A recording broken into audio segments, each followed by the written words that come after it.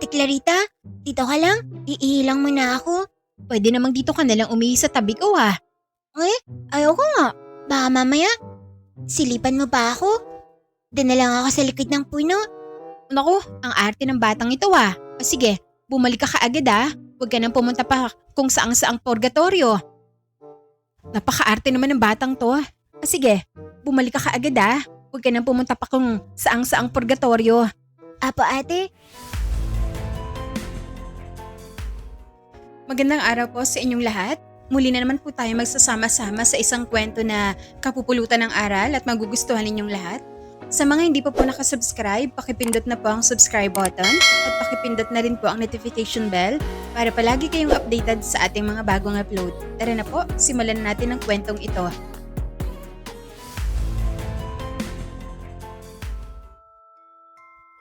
Sa pag-aalaga ng mga kabayo, lumaki at nabuhay ang kambal na sina Yumi at Yuri. Ngunit hindi nila akalaing ito rin pala ang magiging dahilan ng paghihiwalay ng kanilang mga landas. Isang pangyayari na nagsilbing bangungot sa kanilang mga magulang at pati na rin sa naiwang kambal. Magtatagpo pa kayang muli ang mga landas ng dalawang bata na minsan na pinaghiwalay ng tadhana?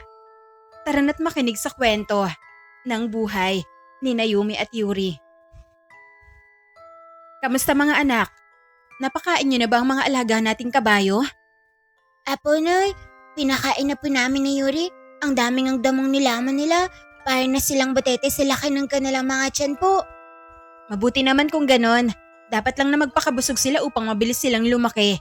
Kailangan na malulusog ang ating mga kabayo para marami tayong maibenta. Huwag ka po mag-alala, Nay. Kaming bahala ni Yumi. Gagawin naming malulusog ang atin pong mga kabayo. O sige, kapag malaki ng ating maibenta, kakain tayo sa labas. O ano, payag ba kayo? Yay! Makakakain na naman kami ni Yuri ng mga masasarap na pagkain.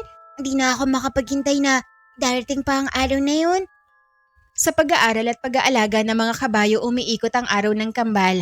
Maaga pa silang nagigising upang magpastol ng kanilang mga alagang kabayo. Hindi sila pumupunta sa paaralan hanggat hindi busog ang mga alaga nilang hayop. Isang umaga, habang nasa klase sila, nagtanong ang kanilang mga guro. Oh, sino sa inyo ang mahilig sa mga hayop? Ma'am, kami pa ni Yuri. Mahilig po kami mag-alaga ng mga hayop. Mabuti naman kung ganon. Ano ba ang alaga niyong hayop, Yumi? Kabayo po, Ma'am Sanchez. Marami kami mga kabayo. Palagi po naman silang pinapakain para malusog po sila. Ang tutuusin, malaki nga po ang kinikita ng mga magulang ko sa pagbebenta ng mga kabayo. Kaya minamahal po namin ang aming mga alaga. Gumuhit ang ngiti sa labi ni Ma'am Sanchez. Hindi maitago ng kanyang mukha ang paghanga sa kanyang estudyante.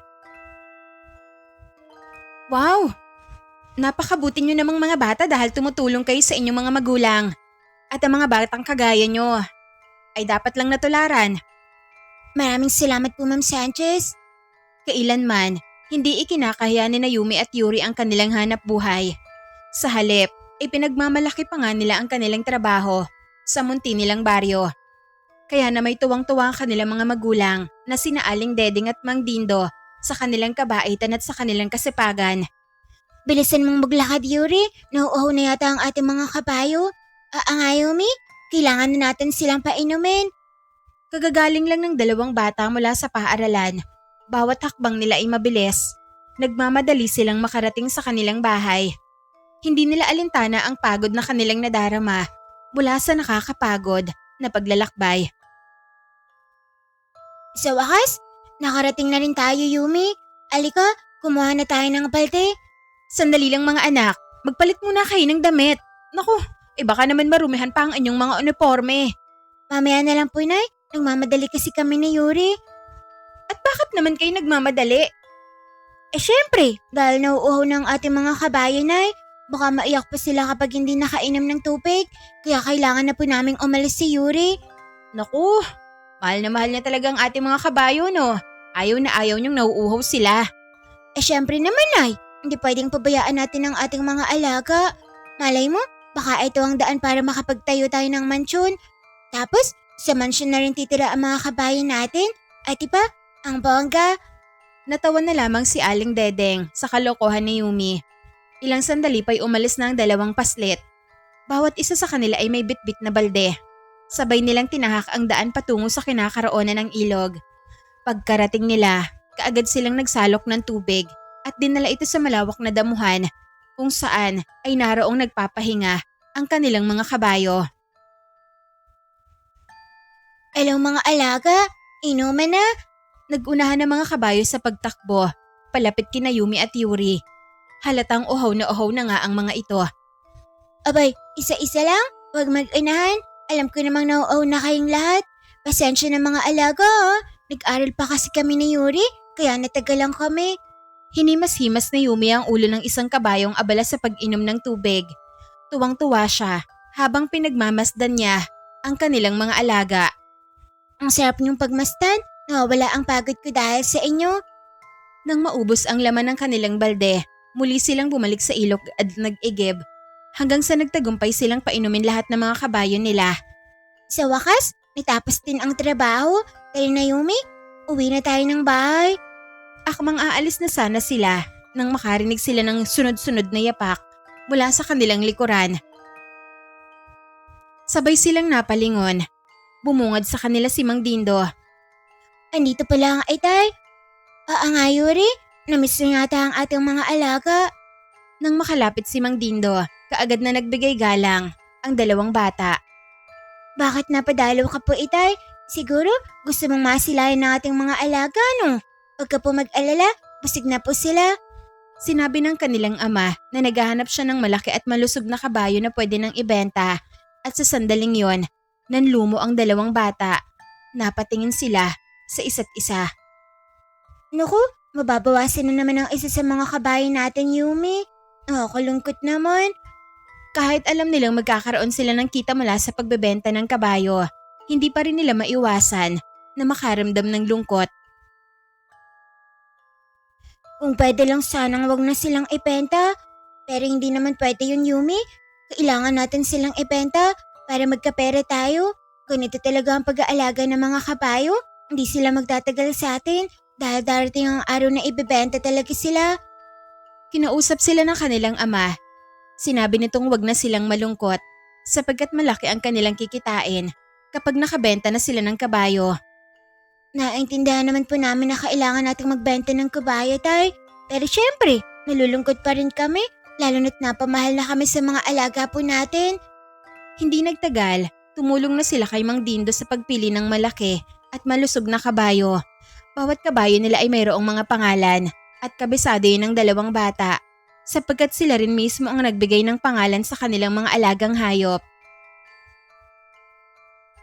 Etong si Blackie, siya ang pinakamalaki at pinakamalusog sa kanilang lahat. Mukhang matibay rin ang kanyang mga binti sa pagtakbo. Pwede na po itong ibenta, tay. Kawawa naman si Blackie. Mapupunta na siya sa ibang amo. Paano ba naman kasi? Ang lakas niyang kumain. Halos ubusin niya lahat ng mga damo.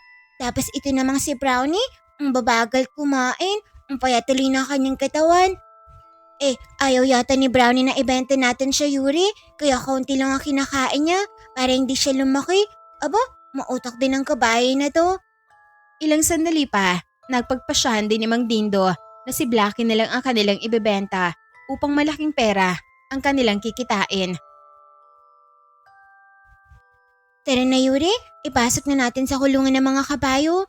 Padilim na kasi ang paligid. Baka kainin pa sila ng mga mumo. Nagtulungan sila sa paghila ng mga tali ng kabayo. Dinala nila ito sa loob ng malawak na kulungan. Pagkatapos ng kanilang gawain, ay tinahak na nila ang daan pauwi sa kanilang bahay. Bakit ang tamlay niyo mga anak? May masama bang nangyari? Ano? Nasipa ba kayo ng mga kabayo? Hindi po, Nay. Nalulungkot na naman kami ni Yuri dahil malalagasan na naman ang isa mga kabayo natin. Ibebenta ni tatay si Blackie. Oo nga. Nag-usap na kami kanina ng ama mo. Bala kasi namin magtayo ng maliit na sari-sari store. Para naman mas marami tayo mapagkakakitaan. Kaya wag na kayong malungkot mga anak. Kailangan natin magbenta ng kabayo para magkapera tayo. Apo, Nay. Siya nga pala, may pasalubong na pansit ang inyong ama. O eto, paghati-hatian yung dalawa.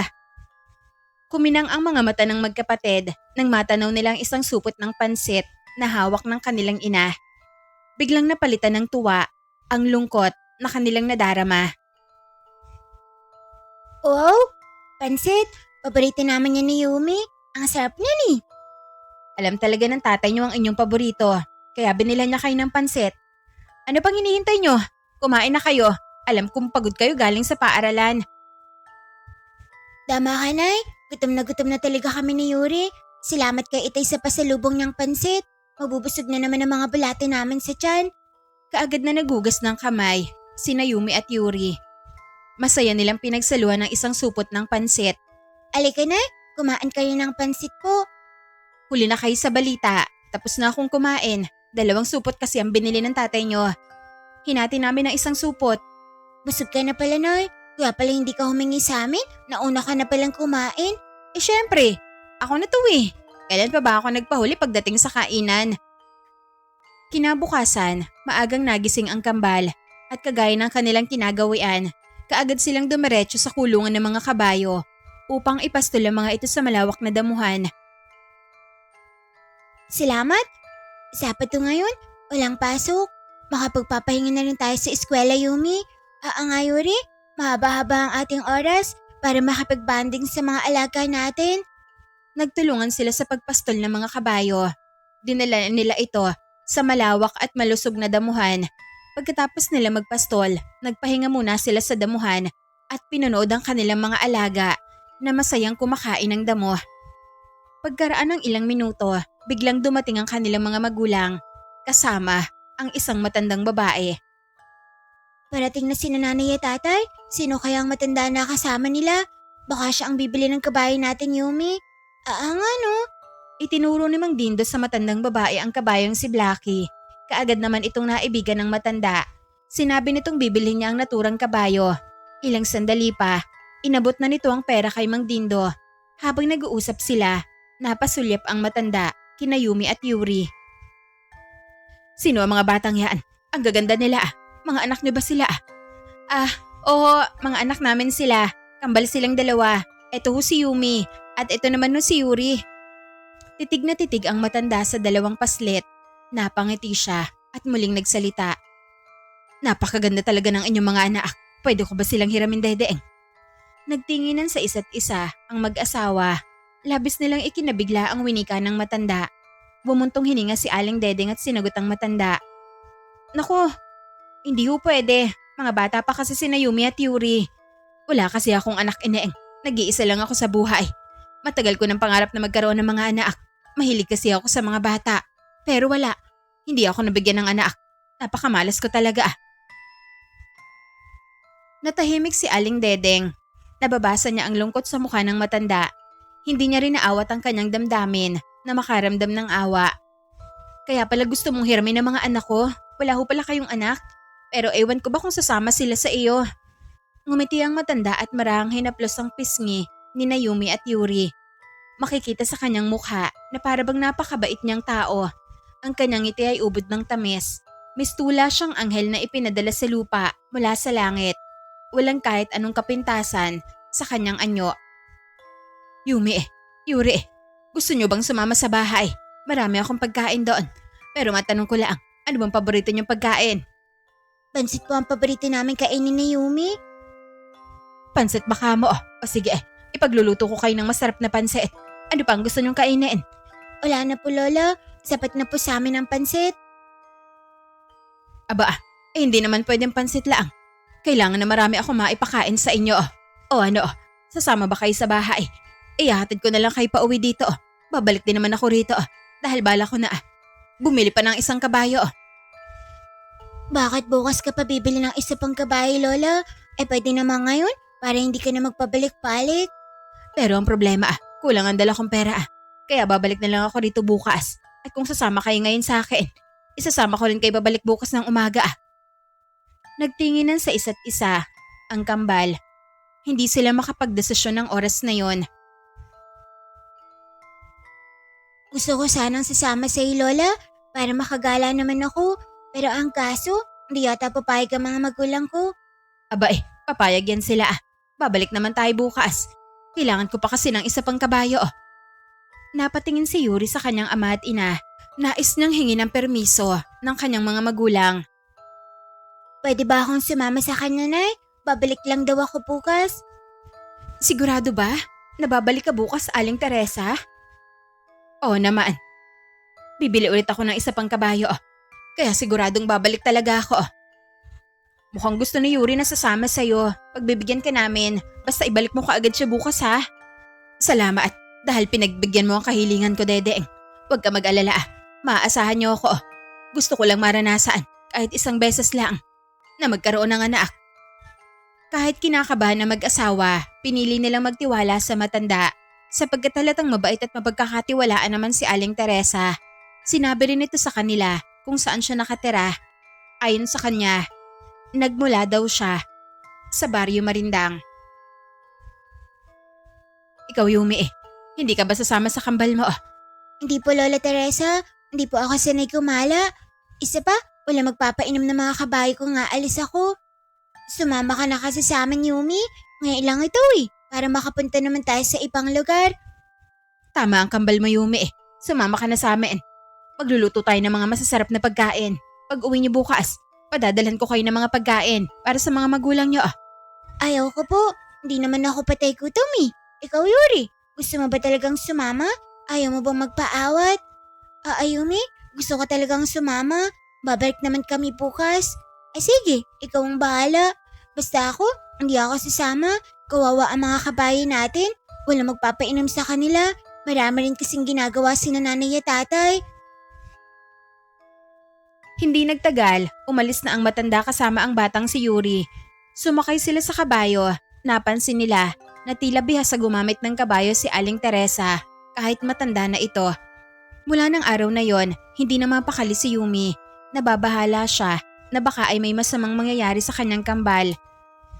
Mag-isa na lamang siyang tumungo sa ilog upang magsalok ng tubig para ipainom sa mga alaga nilang kabayo. Kinabukasan, muli silang tumungo sa kinaroroonan ng mga kabayo. Sinuri nila ng maigi ang katawan ng kanilang mga alaga na abalang kumakain ng mga damo. Nanay, alin kaya sa mga kabayo ang ibebenta natin? Kahit alin, Yumi, depende kay Aling Teresa kung alin sa mga kabayo natin na mapupusuan niya. Nga naman pero mataas na po ang sikat ng araw. Kanina pa tayo naghihintay, pero hanggang ngayon, wala pa rin si Aling Teresa. Konting hintay pa, Yumi, baka parating na sila. Naku, baka paas sila nga matanda na yun. Wala naman yata siyang balak na bumili ulit ng kabayo. Di naman siguro siya paasa, anak. Ang sabi niya kahapon babalik siya para bumili ulit ng isa pang kabayo. Alangan namang hindi siya babalik. Andun sa kanya si Yuri.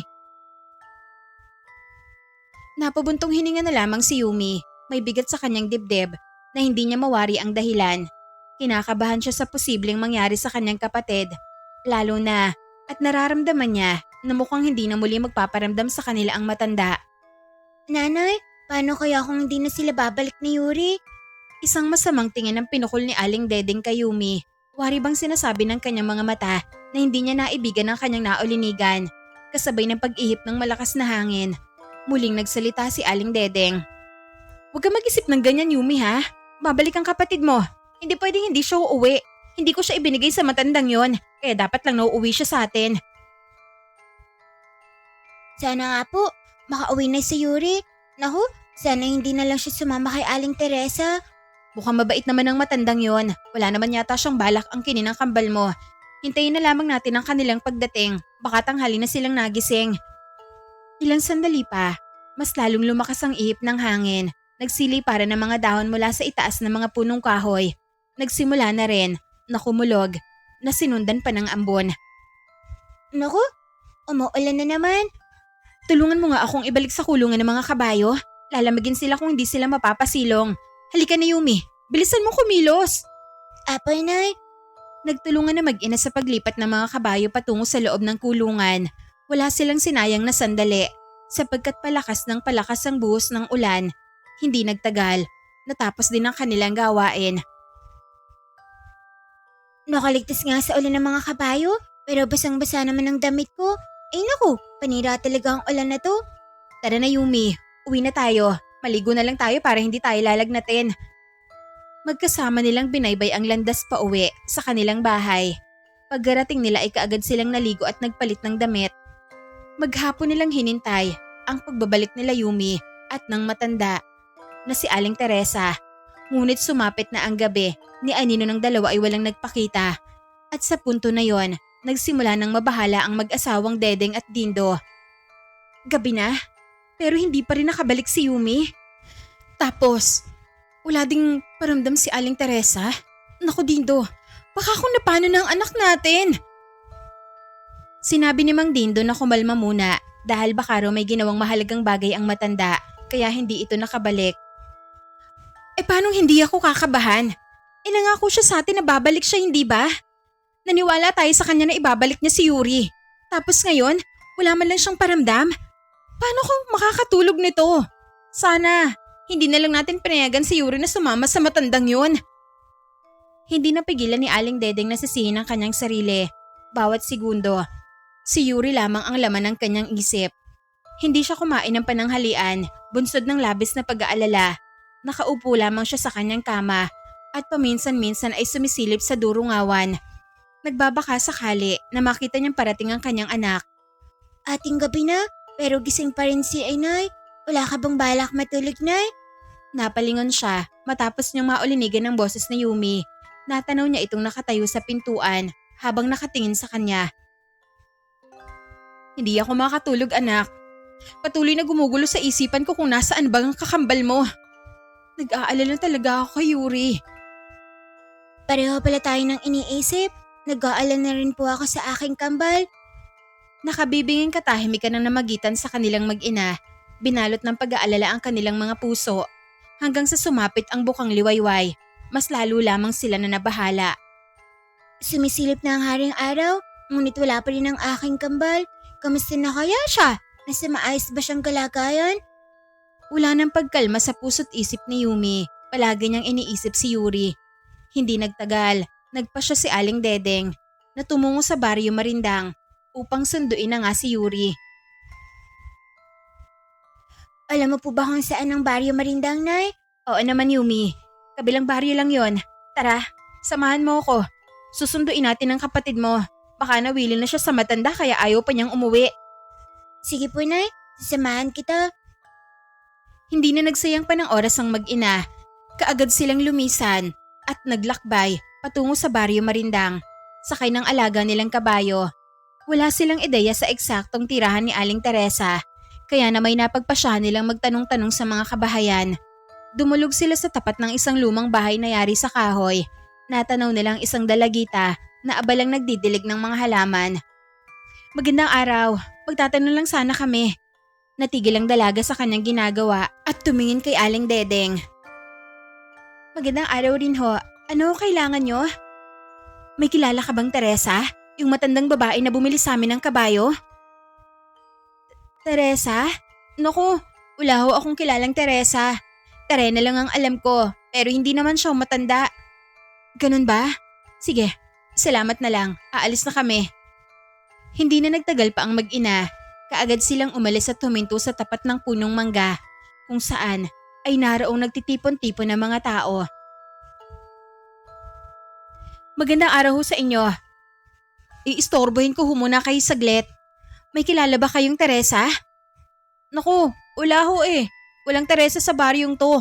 Mga chismosa lang ang marami. Napangiti si Aling Dedeng sa sagot ng babae. Ngunit mas nangingibabaw pa rin ang lungkot na kanyang nadarama. Tila nawawala na siya ng pag-asa na mahanap pa ang kanyang anak. Sandali lang, sinong Teresa palang tinutukoy mo? At bakit niyo siya hinahanap, ate? Hindi ko siya lubusang kilala, pero noong nakaraang araw, pumunta siya sa aming bahay at bumili ng kabayo. Tapos nakita niya ang dalawa kong anak. Panayan titig niya at nakiusap siya na baka pwedeng ipahiram ko sa kanya ang mga bata. Dahil wala daw siyang anak. Gusto niya raw maranasan ng pakiramdam na may anak. Pumayag naman ng isang bata na sumama sa kanya. Dahil ang sabi ng matandang yon, babalik daw siya pagkabukas at bibili siya ng isa pang kabayo. Pero hanggang ngayon, wala siyang paramdam. Kaya ako na mismo ang pumunta sa baryong ito. Ang sabi niya sa amin, taga Baryo Marindang daw siya. Kumunot ang noo ng babae sa kwento ni Aling Dedeng at ganon din ang iba niyang kasamahan. Naku, Baka naisahan kayo ng matandang yun. Siya yata ang matandang babae na pinag-uusapan namin ngayon. Maaari ko bang malaman kung ano pinag-uusapan nyo patungkol sa matanda na yon? May nawawala kasing bata sa aming baryo. May batang nakakita na kinuha raw ng isang matandang babae. Ipinilit isakay sa kabayo. At bago pa nangyari yon, may kasama ng batang babae ang matanda. Nakasakay din sa kabayo. Kung hindi ako nagkakamali, pakain ng anak mo at ang matandang bumili sa inyo ng kabayo. Naku, baka sila nga yun. Naku, hindi dapat kayo nagtiwala sa matandang yun. Nangunguharoy ng mga bata. Hindi rin namin alam kung nasaan siya nakatira. Basta sigurado kami na hindi siya taga rito. At ang masaklap pa, baka hindi naman talaga Teresa ang pangalan niya. Gumamit lang yata ng ibang pangalan para hindi siya makakilala. Mas lalong kinabahan si Aling Dedeng. Nagkatitigan sila ni Yumi. Parehong malakas ang pintig ng kanilang mga puso. Paano na to, Yumi? Saan natin nahanapin ang kakambal mo? Hindi ko rin alam, Nay. Baka dinala siya ng matanda sa malayong lugar. Kawawa naman ang aking kambal. Hindi na napigilan ni Dedeng ang pagbagsak ng kanyang mga luha. Wala na siyang pakialam sa kanyang paligid. Kailangan niyang umiyak upang mabawasan ang sikip ng kanyang dibdib. Nilapitan din siya ng ibang mga tao upang pakalmahin. Huwag lang kayo mawala ng pag-asa, ate. Tiwala lang ho sa itaas. Ipagdasala lang natin na makabalik ang inyong anak. Sa kabila ng sakit, hindi pa rin sumuko si Dedeng. Nagpatuloy siya sa paglalakbay kasama si Yumi at ang alaga nilang kabayo. Tiniis nila ang gutom, pagod at uhaw sa gitna ng mahabang paglalakbay. Nilibot nilang iba't ibang baryo, nagtatanong sa bawat taong kanilang makakasalubong at umaasa na may makakapagsabi kung nasaan si Yuri. Ngunit sa bawat lugar na kanilang pinupuntahan, iisa lamang ang kanilang natatanggap, pag-iling at kawalan ng kasagutan. Gayunpaman, hindi pa rin sila nawalan ng pag-asa na muli nilang makakapiling si Yumi. Kanina pa tayo naglalakbay, pero hindi pa rin natin nahahanap ang aking kambal. Baka maligaw na tayo, Nay. Hindi nga natin alam kung anong baryo itong napuntahan natin. Gusto mo bang bumalik na lang tayo, anak? Alam kong nagugutom at nauuhaw ka na. Tama ko kayo, Nay. Gutom na talaga ako at sobrang uhaw na. Kaya mas mabuti pang bumalik na lang tayo. Mukhang wala namang patutunguhan ng paghahanap natin. O sige anak, babalik na lang tayo sa ating baryo. Sakay ng kabayo ay naglakbay na nga sila pabalik.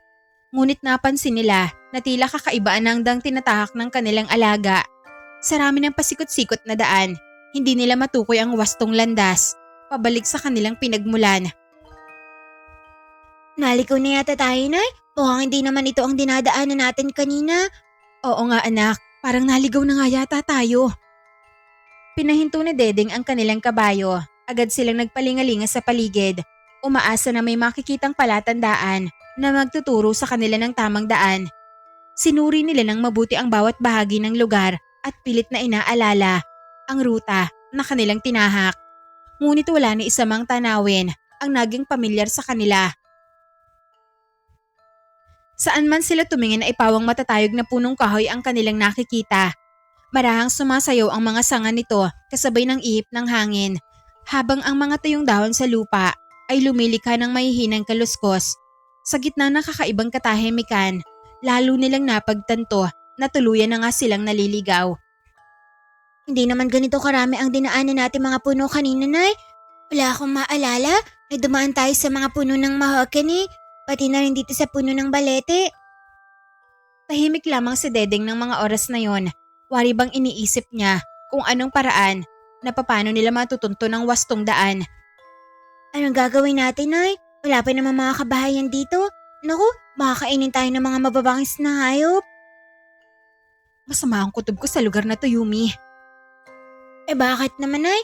Ano bang napapansin mo? May nakita ka bang maligno? Masyadong tahimik ang lugar na to. Pero parang hindi ligtas. Tila ba may itinatagong baho? Si Nanay naman, pinakaba mo ang puso ko. Huwag kang ganyan, baka atakihin pa ako sa puso.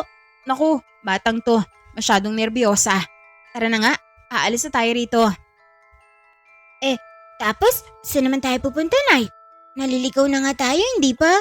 Maghahanap tayo ng pwedeng mapagtanungan. Walang mangyayari kung dito lang tayo mananatili. Baka kung mapano pa tayo sa daang to. Sige, tayo na po. Muli nilang pinatakbo ang kabayo. patungo sa isang makipot na daan. Hindi nila alam kung saan ba sila dapat pumunta. Wala silang ibang magawa kundi ang hayaang ang kabayo na magdala sa kanila kung saan man ito patutungo. Habang lumalalim ang kanilang paglalakbay, lalong naging mailap ang paligid. Napapaligiran sila ng matatayag na puno na halos sumaharang sa sinag ng araw. Paminsan-minsan ay may naririnig silang kaluskos mula sa mga damuhan at palumpong. Ngunit wala silang makitang anumang hayop. Tanging ang mga yabag ng kabayo at ang marahang pag-ihip ng hangin ang sumasabay sa kanilang paglalakbay. Hindi nagtagal, napalitan ng malalawak na tubuhan ng mga punong kanilang dinaanan. Marahang umiindayog ang matatayog na tubo at sa bawat galaw ng mga dahon nito ay tila may mga anino na mabilis na nagkukuble sa pagitan ng mga tangkay. Sa bilis ng takbo ng kabayo, hindi nila namalayang napakalayo na pala ng kanilang narating.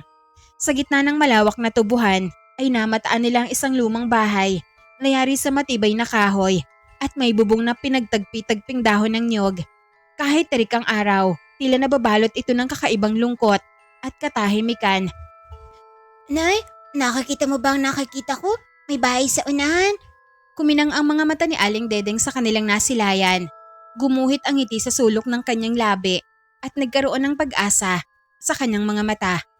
Hindi maitago ng kanyang mukha ang kaligayahan na nadarama niya ng mga sandaling yon. Oo nga, may bahay. Halika anak, lapitan natin.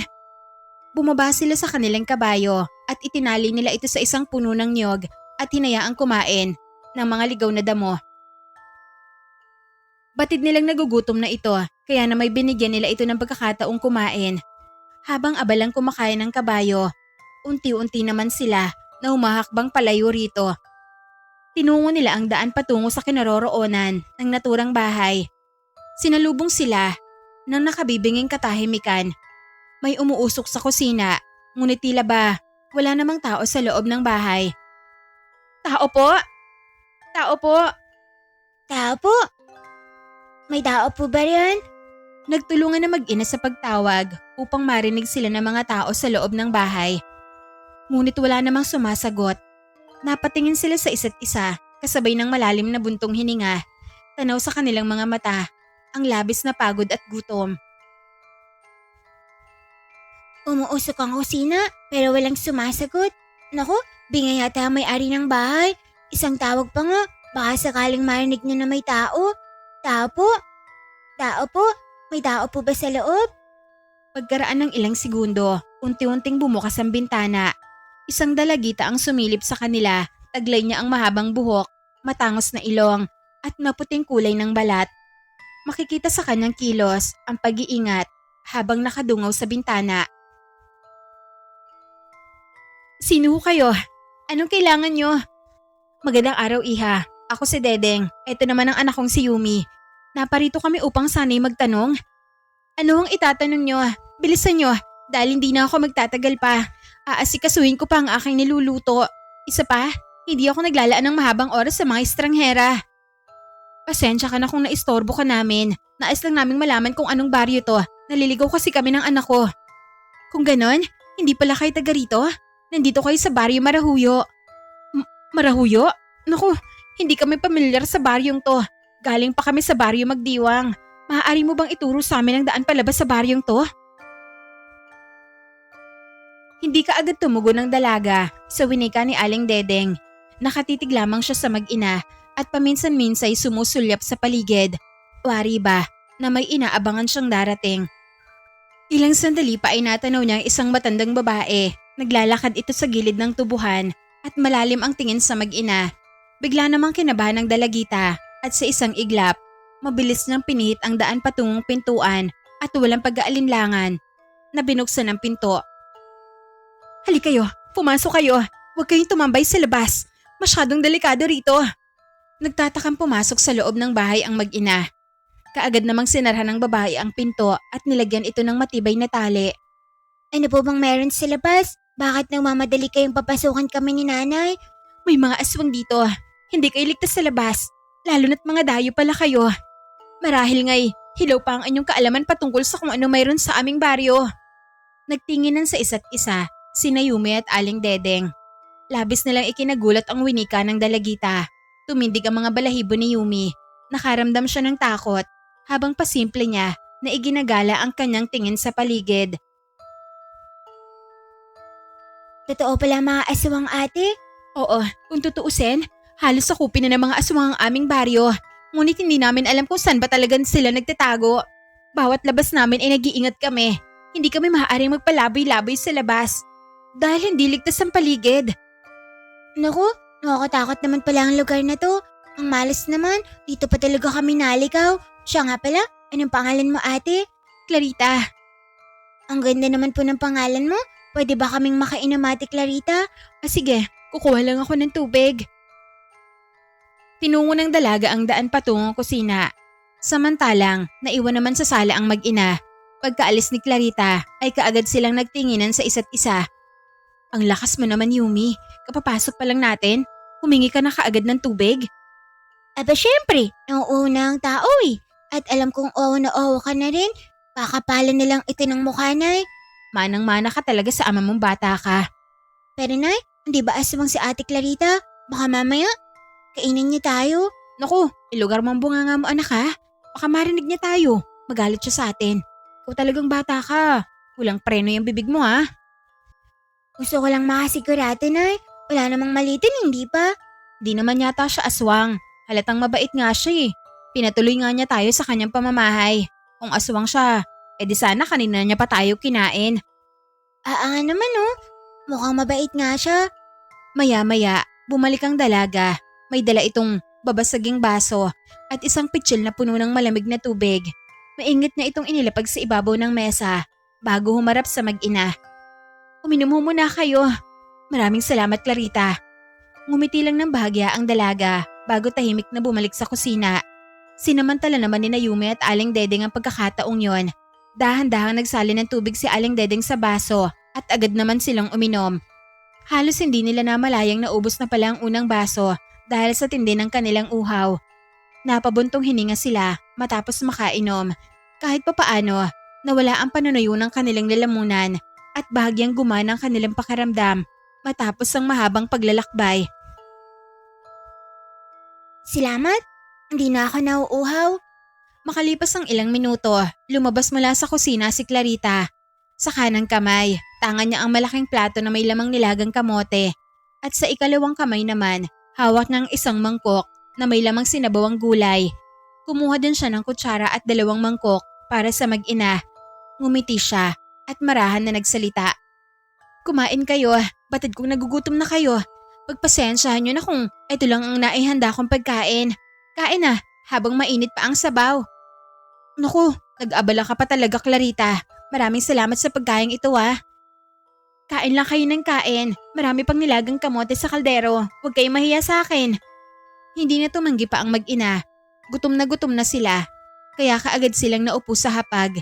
Dahan-dahang nagsalin si Aling Dedeng ng mainit na sinabawang gulay sa kanyang mangkok.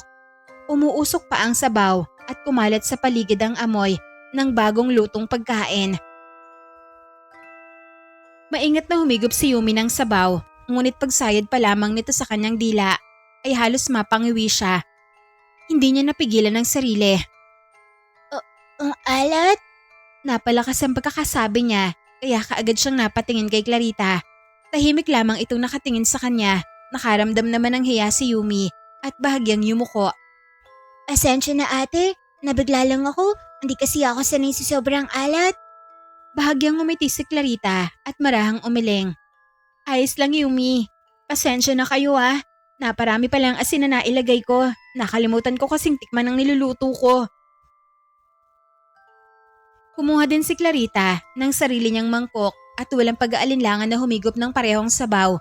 Maamo ang kanyang mukha at hindi man lang siya nagpakita ng pagkainis sa naging reaksyon ng batang si Yumi. Dahil doon, unti-unting gumana ang loob ng mag-ina. Sa isip-isip nila, wala silang dapat na ikatakot. Nakumpirma nila na hindi aswang si Clarita sapagkat kumakain ito ng pagkain na may asin katulad ng isang pangkaraniwang tao. Bunsod ng matinding gutom, hindi nila namalayang naparami na pala sila ng kain. Ubos na ang nilagang kamote. Wala na ring laman ng mangkok. Bahagyang sumulyap si Yumi sa dalagita at saka nagwika. Pasensya na kung naubos agad ang pagkain natin, Clarita. Ang lakas kasing kumain ni inay. Walang problema. Natutuwa nga ako kapag nauubos ang pagkain sa aking hapagkainan. Mapapanis lang naman kapag hindi mauubos. Napangiti ang dalaga sa mag-ina. Natuwa naman si Aling Dedeng sapagkat ramdam niya na may mabuting puso ang dalagita na tumanggap sa kanila. Siya nga ho pala, paano kayo napadpad rito? Hinahanap namin ang kambal ni Yumi. Sumama kasi siya sa isang matandang babae. Teresa ang pangalan ng matanda at Yuri naman ang pangalan ng aking anak. Nagbabaka sakali ako na nandito sila. Wala naman ho akong kilalang Teresa. Kaano-ano niyo ho ba ang matanda na yon? Hindi namin siya kadugo eh. Wala rin kaming alam sa tunay niyang pagkatao. Pumunta siya sa amin at bumili ng isang kabayo. Hiniram niya ang aking anak at nangakong ibabalik na kinabukasan. Ngunit hanggang ngayon, wala pa rin silang paramdam. Wala rin akong ideya kung taga saan ba talaga ang matandang yon. Naku, malaking problema ho yan, Aling Dedeng.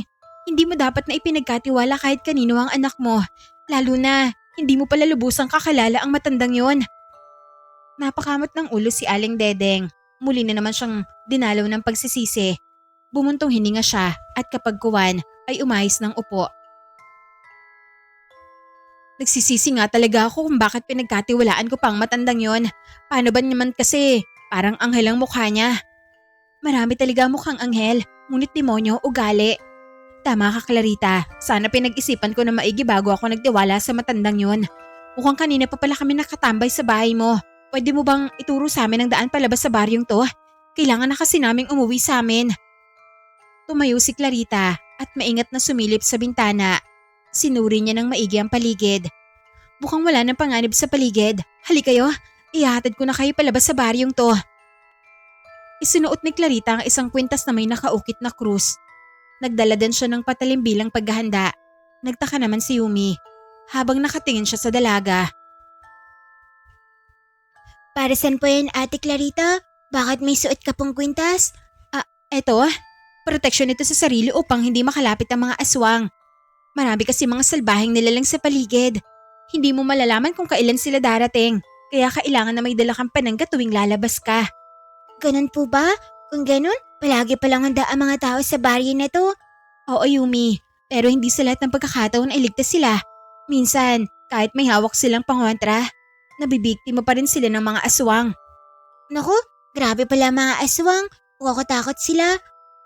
Ilang sandali pa ay lumabas na sila ng bahay. Naunang naglakad ang mag-ina, habang tahimik naman na nakasunod si Clarita. Habang tinatahak nila ang makitid na daan, kapansin-pansin ang pagiging balisa ng dalagita. Maya't maya ang kanyang paglingon sa likuran at pagsulyap sa magkabilang gilid ng daan na parabang may hinahanap o may iniiwasan. Masusing sinusuri ni Clarita ang bawat liblib na bahagi ng paligid, maging ang mga makakapal na damuhan at matatayog ng punong kahoy ay hindi nakaligtas sa kanyang mapanuring mga mata. Dahil dito, napansin ni na Yumi at Aling Dedeng ang kakaiba niyang kilos. Ngunit pinili muna nilang manahimik at ipagpatuloy ang kanilang paglalakad hanggang sa nakarating sila sa tapat ng punong niyog kung saan nila iniwan ang kanilang kabayo. Kumunot ang noo ni Aling Dedeng sa kanyang naratnan. Naroon pa ang puno, subalit wala na ang alaga nilang kabayo. Yumi anak, nawawala ang alaga nating kabayo. Alo? Oo nga. Saan na kaya nagpunta ang ating alaga, Nay? Baka nakawala siya dahil hindi maayos ang pagkakatali niya. Itinali ko yun ng maigi, Yumi. Imposibleng makaalis ang kabayong yun sa higpit ng pagkakatali ko.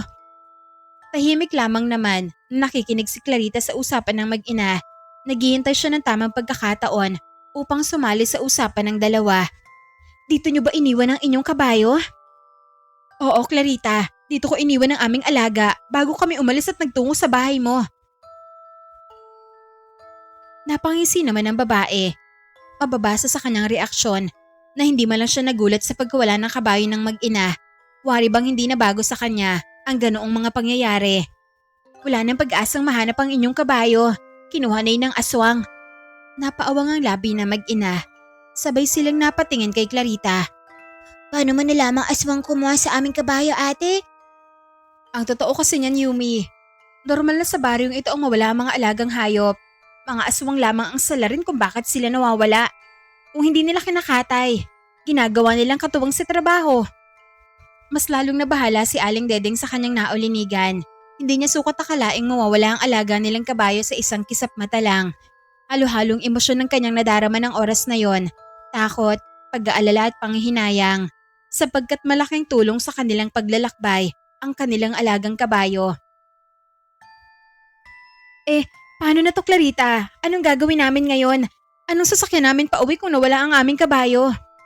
Ikanalulungkot ko ang pangyayaring ito, Aling Dedeng. Ngunit wala na ho tayo magagawa pa. Mas lalo lamang na malalagay sa panganib ang inyong buhay kung pipilitin yung hanapin ng kabayo. Kailangan na talaga namin ng kabayang yan, Ate Clarita. Ilang ang paraan upang makauwi kami sa aming baryo. Kung maglalakad kami, napakalayo pa ng aming lalakbayin. Tsaka na mapapagod at manghihina na lang kami sa gitna ng daan. Kung ganon, huwag na muna kayong umuwi. Dito na lang kayo magpalipas ng gabi. Walang mga sasakyan sa liblib na gubat na to. Mapapahamak lang kayo kung maglalakad kayo. Maswerte na lang kung makauwi pa kayo ng buhay. Ayos lang ba?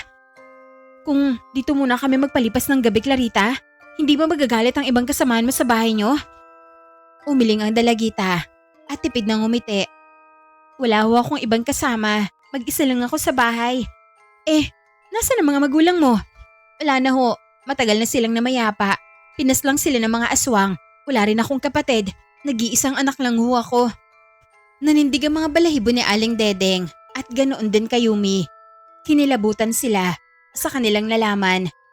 Naku, kawawa naman ang mga magulang mo. Mapanganib nga talaga ang mga aswang. Tama ho kayo, Aling Dedeng. Lubos na mapanganib ang mga aswang sa lahat ng mga nilalang sa baryong to. Kaya marami na sa amin ang lumipat ng tirahan. Ikaw, ate, bakit hindi ka lumipat ng tirahan mo? Hindi ako natatakot sa kanila. Handa ako makipagpatayan sa mga halimaw na yon.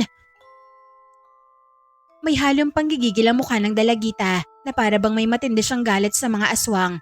Mahigpit nang hinawakan ng patalim sa kanyang bewang habang patuloy ang kanilang pag-uusap. Maya-maya pa, may napansin siyang bahagyang paggalaw ng isang halaman sa likuran ng mag-ina. Hindi yun tulad ng karaniwang pag-endayog na dulot ng hangin.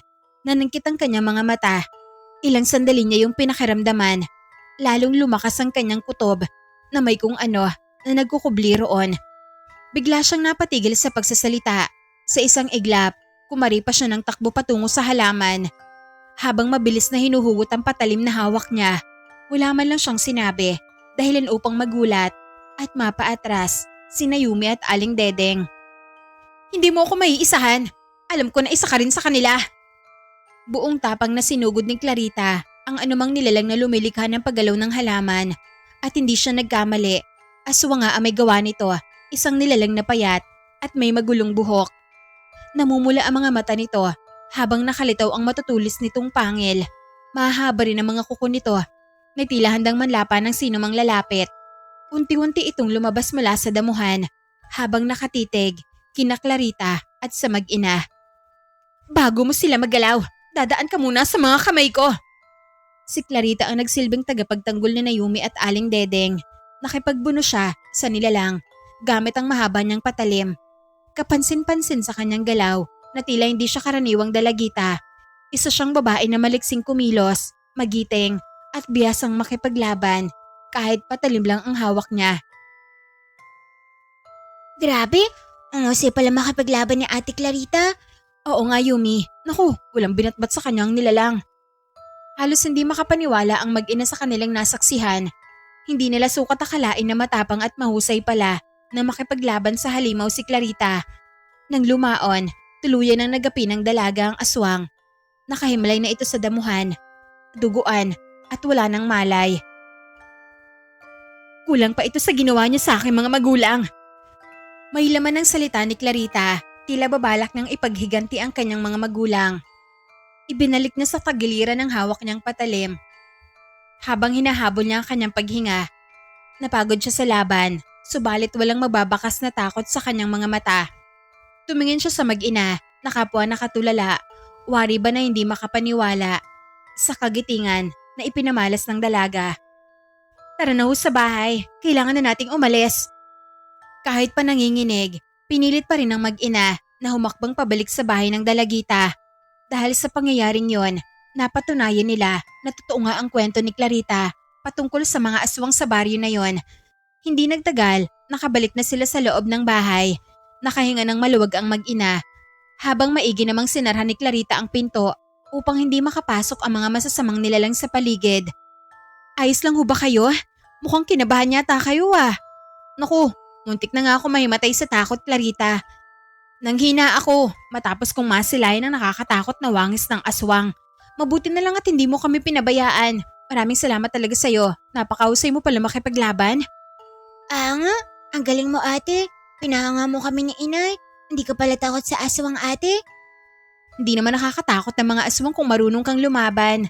Palibasa kasi, pangat ang mukha nila. Kaya maraming takot sa kanila. Ngunit kung tutuusin, mayroon din silang kahinaan na maaaring ikabagsak nila. Mas lalong humanga ang mag-ina sa dalaga. Muli silang nagpasalamat sa ginawa nitong pagligtas sa kanilang buhay. Hindi nagtagal, pumasok na sila sa loob ng silid upang magpahinga. Maagang nakatulog si Clarita, samantalang si Naomi at Aling Dedeng naman ay nababalisa. Nanay, may napapansin ka ba sa paligid? Masyadong maingay sa labas. Parang may naglalakad sa itaas ng bubong. Hindi ako makatulog, Nay. Ako rin anak, kanina ko pa pinapakiramdaman ng paligid. Mukhang may aswang nga sa labas. Mabuti pa si Ate Clarita. Masarap ang tulog niya. Halatang sanay na siya sa ganitong ingay. Hindi nagtagal, nakatulog na din ang mag-ina. 2 oras lang ang tulog nila sapagkat sumapit na ang umaga. Wala na si Clarita sa kanilang tabi nang magising sila ng umagang yon. Kaya pala maagang natutulog si Ate Clarita dahil maaga rin pala siyang nagkikising. Unti-unting bumangon si Yumi at marahang nag-unat ng mga kamay. Medyo inaantok pa siya ng sandaling yon, ngunit ayaw niya nang matulog ulit. Binuksan niya ang bintana at dumungaw siya sa labas. Habang nakasilip siya, isang matandang babae ang nahagip ng kanyang tingin. Napadaan ito sa tapat ng bintana at tila ba dugo ng kulay puti nitong kasuotan. Nanlaki ang kanyang mga mata. Hindi dahil sa dugong puminta sa damit ng matanda, kundi dahil pamilyar sa kanya ang mukha nito. Mukhang siya yung matanda na hinahanap namin ni Inay ah. Yung matandang babae na bumili ng kabayo sa amin. Tama, siya nga. Nagmamadali sa paglalakad ang matanda, kaya naman ay hindi nito napansin ang pagsilip ni Yumi sa bintana. Tanging si Yumi lang ang nakakita sa kanya. Balak pa sana ng munting bata na tawagin ng matanda. Subalit, tuluyan na itong nakalampas at hindi na niya natanaw pa. Nanay, nakita ko pa ang matandang babae. Dumaan siya rito. Nang sandaling yon, naroong nakaupo sa higaan si Aling Dedeng. Nakatulala at halatang malalim ang iniisip. Alisto siyang napatayo matapos niyang maulinigan ang sinambit ng kanyang anak. Talaga ba? Nasa na siya? Sumilip siya sa bintana at tiningnan ang paligid. Umaasa siyang masisilayan niya ang matanda. Subalit ni anino nito ay wala man lang siyang nakita. Wala naman ah. Naku, ikaw talaga Yumi ha. Pinibiro mo na naman ako. Aba, hindi kita binibiro, Nay. Totoong nakita ko siya, pero nakalampas na po siya. Ang bilis niya kasing maglakad. Sigurado ka ba na siya talaga yon? Apo, Nay. Siguradong sigurado ako na siya yun. Kung ganon, taga rito lang pala ang matandang yon. Hindi na iniisip ko, Nay. Pero saan kaya siya nakatira, no? Halika Yumi, lumabas tayo. Sundan natin siya. Baka sakaling maabutan pa natin.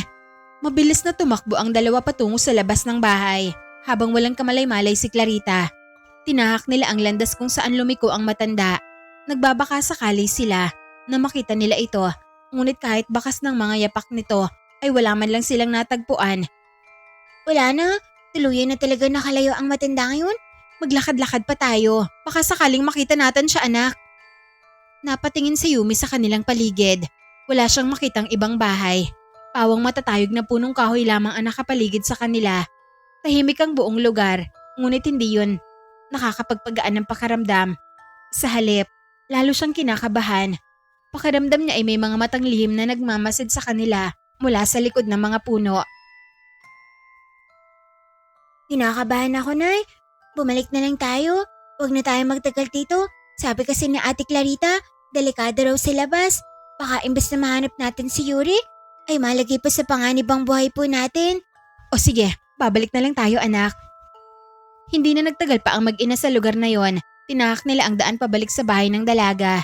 Naharap na nila si Clarita na nakatayo sa tapat, palinga-linga at tila ba may hinahanap. Pagkakita nito sa kanila ay kaagad itong nagtanong.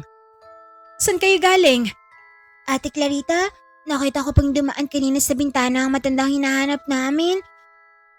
Sinundan po naman siya ni inay, pero hindi na naman siya nakita. Sadyang ang bilis siya kasing maglakad. Kaya pala umalis kayo nang walang paalam? Mabuti naman at bumalik kayo. Anong balak nyo ngayon? Uuwi na ba kayo sa inyong baryo? Huwag na muna, Clarita. Hindi kami uuwi hanggat hindi namin nakikita ang matandang yon. Kailangan malaman namin kung saan siya nakatira. Pwede bang dito muna kami manatili sa bahay mo, Clarita? Oo naman, Aling Dedeng. Pero sa susunod magpapaalam kayo bago kayo aalis. Kinabahan ako sa inyo eh. Buong akala ko'y tinangay na kayo ng mga aswang. Pasensya ka na. Biglaan kasi ang pag-alis namin. Tinan mo, wala nga akong suot na tsinelas dahil sa sobrang pagmamadali. Tipid naman ang umiti ang dalagita. Ilang sandali pa. Sinarhan na niya ang pinto, pati na rin ang bintana. Mag-almusal na tayo. Nakapagluto na ako. Dapat ginising mo ako para natulungan kita sa paghahanda ng almusal. Naku, ayos lang ho yun. Kayang-kaya ko na naman eh. Tara na, kain na ho tayo. Sumilay ang ngiti sa labi ni Dedeng habang pinagmamasdan niya ang dalaga. Simple lamang manamit si Clarita, ngunit hindi maitatanggi ang likas nitong kagandahan. Higit pa roon, humanga si Aling Dedeng sa kabutihan at pagiging matulungin nito. Sa maikling panahong magkasama sila, nakita niyang busilak ang puso ng dalaga at laging handa na tumulong sa kanyang kapwa. Wow, masarap ng luto mo ate. Hindi na maalat ang lasa. Napangisi si Clarita dahil sa winika ng munting bata. Nagsalin siya ng sabaw sa kanyang plato at marahang tumugon. Mabuti na lang, hindi na para may ulit ang paglagay ko ng asin. Nga ate, saktong-sakto ang timpla. Walang labis, walang kulang. Pagkatapos nilang kumain, si Aling Dedeng ang kusang nagboluntaryong maghugas ng mga plato bilang pasasalamat sa mabuting pagtanggap ni Clarita. Samantala, tumulong naman si Yumi sa pagliligpit at paglilinis ng hapagkainan. Tahimik silang nag-abala sa kani-kanila na mga ginagawa. Sa kabilang banda, may iba namang pinagkakaabalahan si Clarita. Isa-isa niyang inihanda ang mga sandata at iba pang kagamitang dadalhin niya sa kanyang pag-alis. Maingat niyang sinuri ang bawat isa bago isinukbit ang mga ito sa kanyang baywang at balikat na para bang naghahanda siya sa isang mapanganib na paglalakbay. Maiwan ko muna kayo dito sa bahay. May pupuntahan lang ako. Alis ka po ate. Ay di dalawa na lang pala kami ni nanay maiiwan dito. Oo Yumi, kailangan ko kasing umalis eh. May gagawin akong mahalagang bagay. Dumako ang tingin ni Yumi sa mga sandatang hawak ng dalaga. Hindi niya maiwasang magtaka kung para saan ang mga kagamitang yon, lalo na nang masilayan niya ang buntot ng pagi. Humugot siya ng lakas ng loob upang magtanong. Saan ka po pupunta ate Clarita? At para saan ang mga gamit na yan? Hindi ka agad na tumungo ng dalaga. Tila ba pinag-iisipan pa niya kung dapat ba niyang sabihin kung ano nga ang kanyang gagawin. Makikipagkita ako sa mga kasamahan ko. Kasamahan? Oo Yumi, mga kasamahan kong antingera. Magsasanay kami ngayong araw. Nanlaki ang mga mata ni Yumi sa kanyang narinig. Hindi niya akalain na isa palang antingera ang dalagang kaharap niya. Hindi na bago kay Yumi ang salitang antingera sapagkat minsan na niya itong narinig mula sa kanyang lola Mierna. Ayon sa kanyang lola, ang antingera ay isang taong nagtataglay ng mga anting-anting at kaalaman na hindi pangkaraniwan. Marunong itong gumamit ng mga halamang gamot, dasal at mga mahiwagang bagay upang ipagtanggol ang sarili at ang ibang mga tao laban sa masasamang nilalang, lalo na sa mga aswang. Kaya na may ganoon na lamang ang kanyang pagkagulat nang malaman niya na isang antingera pala si Clarita. Aba, antingera ka pala ate? Kaya pala sisiwalang sa iyong pumaslang ng aswang. Marami ka rin palang kaalaman sa mga halamang gamot, pati na rin po sa ritual. Alam mo pala kung ano ang ginagawa ng isang antingera, Yumi? Naman ate, hanga ka rin sa akin no. Paano mo naman nalaman yon? May kilala ka bang antingera? Apo, isang napakagandang antingera at ang pangalan niya ay Clarita. Wala sa oras na napangiti ang dalaga dahil sa kalokohan ni Yumi. Bahagya pa siyang natawa at saka nagsalita. Naku, Huwag mo naman akong binibiro ng ganyan.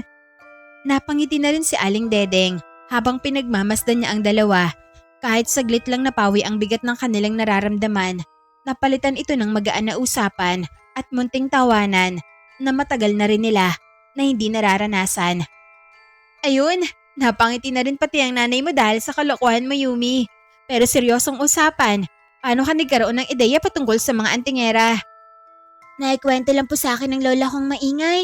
Ang sabi niya, may kaibigan daw siyang antingera. Mahusay raw makapaglaban sa mga aswang at maalam pagdating sa panggagamot at marunong ding magritual. Kay Lola Mierna ko po nalaman na ganoon pala ang gawain ng mga antingera. Tumango si Clarita matapos magsalita si Yumi. Pahiwatig na naging malinaw na sa kanya ang lahat. Ah, kaya pala. O siya, maiwan ko muna kayo ah. Baka hinihintay na ako ng mga kasamahan ko. Marami pa kaming dapat na gawin sa araw na to. Ate Clarita, pwede ba akong sasama sa'yo? Naku, hindi pwede Yumi. Dito ka lang sa bahay. Walang kasama si Aling Dedeng. Gusto ko po kasing gumala sa labas eh. Isama mo na kasi ako ate. Malay mo, makikita ko rin ng matandang babae na hinahanap namin. Pero paano ang nanay mo? Mag-isa lang siya sa bahay kung sasama ka sa akin. Napatingin si Yumi kay Aling Dedeng. Hindi siya kaagad nakapagsalita. Tila nangungusap ang kanyang mga mata at nagmamakaawang payagan siyang sumama kay Clarita. Sabik siyang matuto at makita ang ginagawa ng isang antingera. Naku, baka kung saan-saan ka lang naman pumunta kapag pinayagan kita na sumama kay Clarita. Hindi naman po ako ihiwalay kay ate Clarita. Payagan mo na kasi ako, Nay. Gusto ko lang panoorin ang ginagawa nila. Pangako, magpapakabait po ako. Hindi po ako aalis sa tabi ni ate Clarita. O sige, basta siguraduhin mo lang na magpapakabait ka roon ah. Naman, Nay? Ako pa ba? Ang bait-bait ko kayang bata. Walang mapagsidlan ang tuwang nadarama ni Yumi sapagkat pinagbigyan siya ng kanyang ina. Sa kabilang banda, nag-aalala naman si Clarita kay Aling Dedeng sapagkat may iwan itong mag-isa sa bahay. Ang problema, wala kang kasama Aling Dedeng. Gusto mo rin hubang sumama sa amin? Ayos lang, kahit mag-isa ako rito Clarita, ako na rin na magluluto para sa ating pananghalian. Sige ho, siya nga pala, mag-iingat ka rito. Huwag na huwag kang lalabas kahit anong mangyari. Huwag mo rin buksan ng pinto at ang bintana. Masusunod Clarita. Wala, makakainin si inay ng aswang. Kawawa naman siya kapag nangyari yun. Hindi mangyayari yun Yumi. Basta susundin niya ang bilin ko na wag lalabas. Matibay naman itong bahay ko. Mahirapang pumasok ang mga aswang dito. Mabuti naman kung ganun, para ligtas si inay. Bago umalis si Clarita, kumuha muna siya ng bawang at asin at inilagay ito sa pinto at bintana. Hindi maiwasan ni Yumi na magtaka sa ginagawa ng dalaga. Para saan pa yan ate? Bakit ka naglalagay ng bawang at asin sa pinto at bintana? Hindi ba? Pampalasa ang mga yan? Gusto mo rin bang maging masarap ang lasa ng iyong pinto at bintana?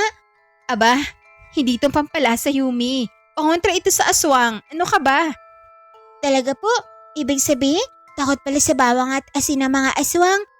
Oo, kaya may hirapan silang lumapit kapag may nakalagay na bawang at asin. Wow, ang astig naman. Ganyan lang pala ang teknik para hindi makapasok ang mga aswang. Hindi nagtagal ay umalis na sina Yumi at Clarita. Tinahak nila ang makitid na daang napapaligiran ng matatayog na tubo. Sa bawat paghakbang nila, marahang sumasayo ang mga dahon ng tubo sa ihip ng hangin at naglalabas ng mahihinang kaluskos. Halos hindi na matanaw ang dulo ng daan dahil sa kapal ng mga tubuhan sa magkabilang gilid. Tahimik ang paligid, tanging ang tunog ng kanilang mga yabag at ang banayad na pagaspas ng mga dahon ang kanilang maririnig. Habang tinatahak nila ang landas, muli na namang sumagi sa alaala ni Yumi ang kakambal niyang si Yuri. At sa sandaling yon, unti-unting sumikip ang kanyang dibdib. Bumuntong hininga siya at bumulong sa hangin. Kamusta na kaya si Yuri? Inaalagaan ba siya ng matanda ngayon? Hindi kaya siya pinapagalitan? Miss na miss ko na ang aking kambal. Sana magparamdam na siya. Dahil sa lalim ng kanyang iniisip, hindi niya namalayan na nakarating na pala sila sa kanilang pupuntahan. Dumulog sila sa kubol ng mga antingera. Bumungad sa kanila ang mga kababaihan. Ang ilan sa mga ito ay halos kaidaran lamang ni Clarita at ang iba naman ay mas bata pa sa kanya. Sa isang upuan na gawa sa kahoy, Naroong nakaupo ang isang matandang babae. Mabilis na lumapit si Clarita sa matanda at nagbigay ng galang. Magandang araw ho, Tandang Imaw. Pasensya na ho kung natagalan ho ako.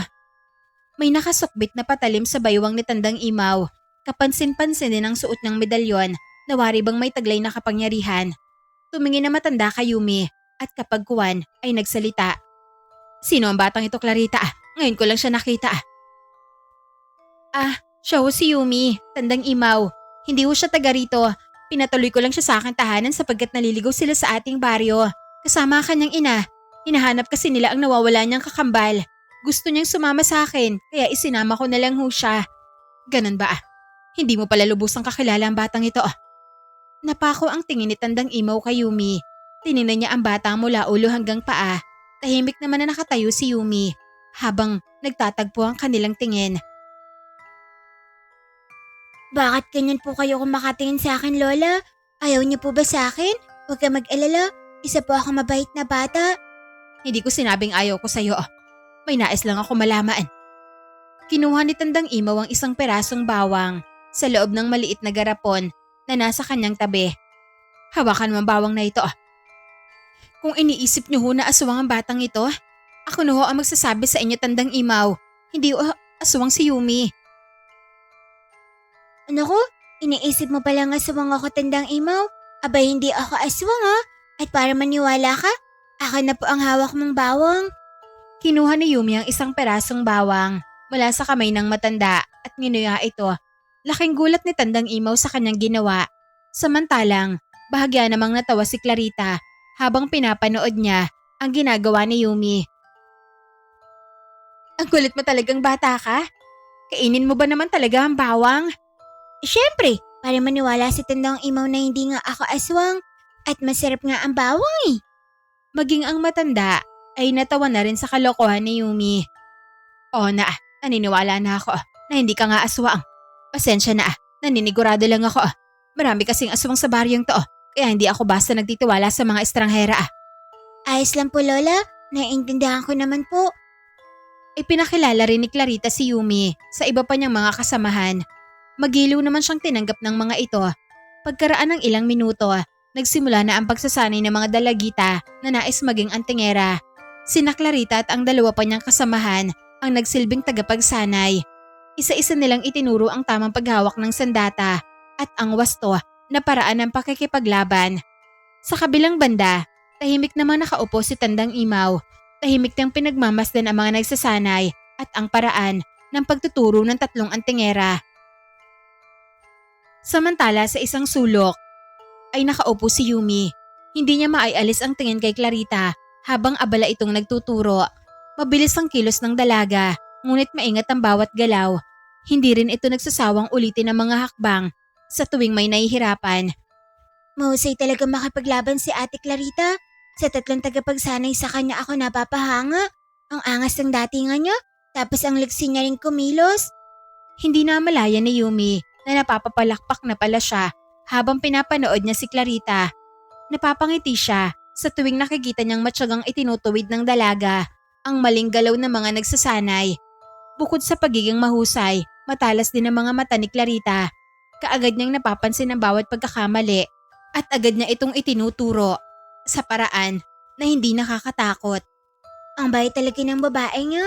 Hindi siya nagagalit kapag may nagkakamali. Kung ako ang papipiliin, nais ko na siya ang aking maging tagapagturo. Mula sa simpleng panonood, unti-unting nabuhay sa loob ng puso ni Yumi ang kagustuhan na maging isa ring antingera. Sa tuwing nakatingin siya sa sandatang hawak ni Clarita, mas lalong nag-aalab ang pagnanais na maging kagaya ng dalaga. Isa-isa niyang pinagmasdan ng bawat babae na nakahanay sa malawak na damuhan. Tanaw niya sa mukha ng bawat isa ang tapang at determinasyon. Gusto ko ring matututulad ng mga babae na yan. Nais ko magkaroon ng maraming kaalaman tungkol sa pakikipaglaban. At kapag naging isinakong antingera, magagawa ko ng kalabanin ng mga aswang. Hindi na ako ang batang walang laban. Magpahinga muna kayo sa loob ng 15 minuto. Mamaya na natin ipagpapatuloy ang ating pagsasanay. Kaagad na tumungo sa gilid ang mga kababaihan upang magpahinga. Ang ilan sa kanila ay uminom ng tubig mula sa isang banga. Nagsalok din si Clarita ng isang basong tubig at umupo sa tabi ni Yumi. Kamusta Yumi? Naaliw ka naman sa panunood? Hindi lang aliw, kundi aliw na aliw. Alam mo ate, habang nakaupo ako at pinapanood ka, abay hangang-hanga ako sa kahusayan mo. Naku, binibiro mo lang yata ako dyan eh. Papagbiro ka pa naman. Hindi po ako nagbibiro. Totoong mahusay ka ate. Nais ko rin maging isang tulad mo. Pwede ba akong sumali sa inyo ate?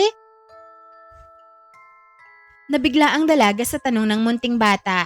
Hindi niya akalain na sa morang edad nito, magkakaroon siya ng interes sa pagiging antingera. Ngayon lang ako nakarinig ng isang bata na gusto maging antingera.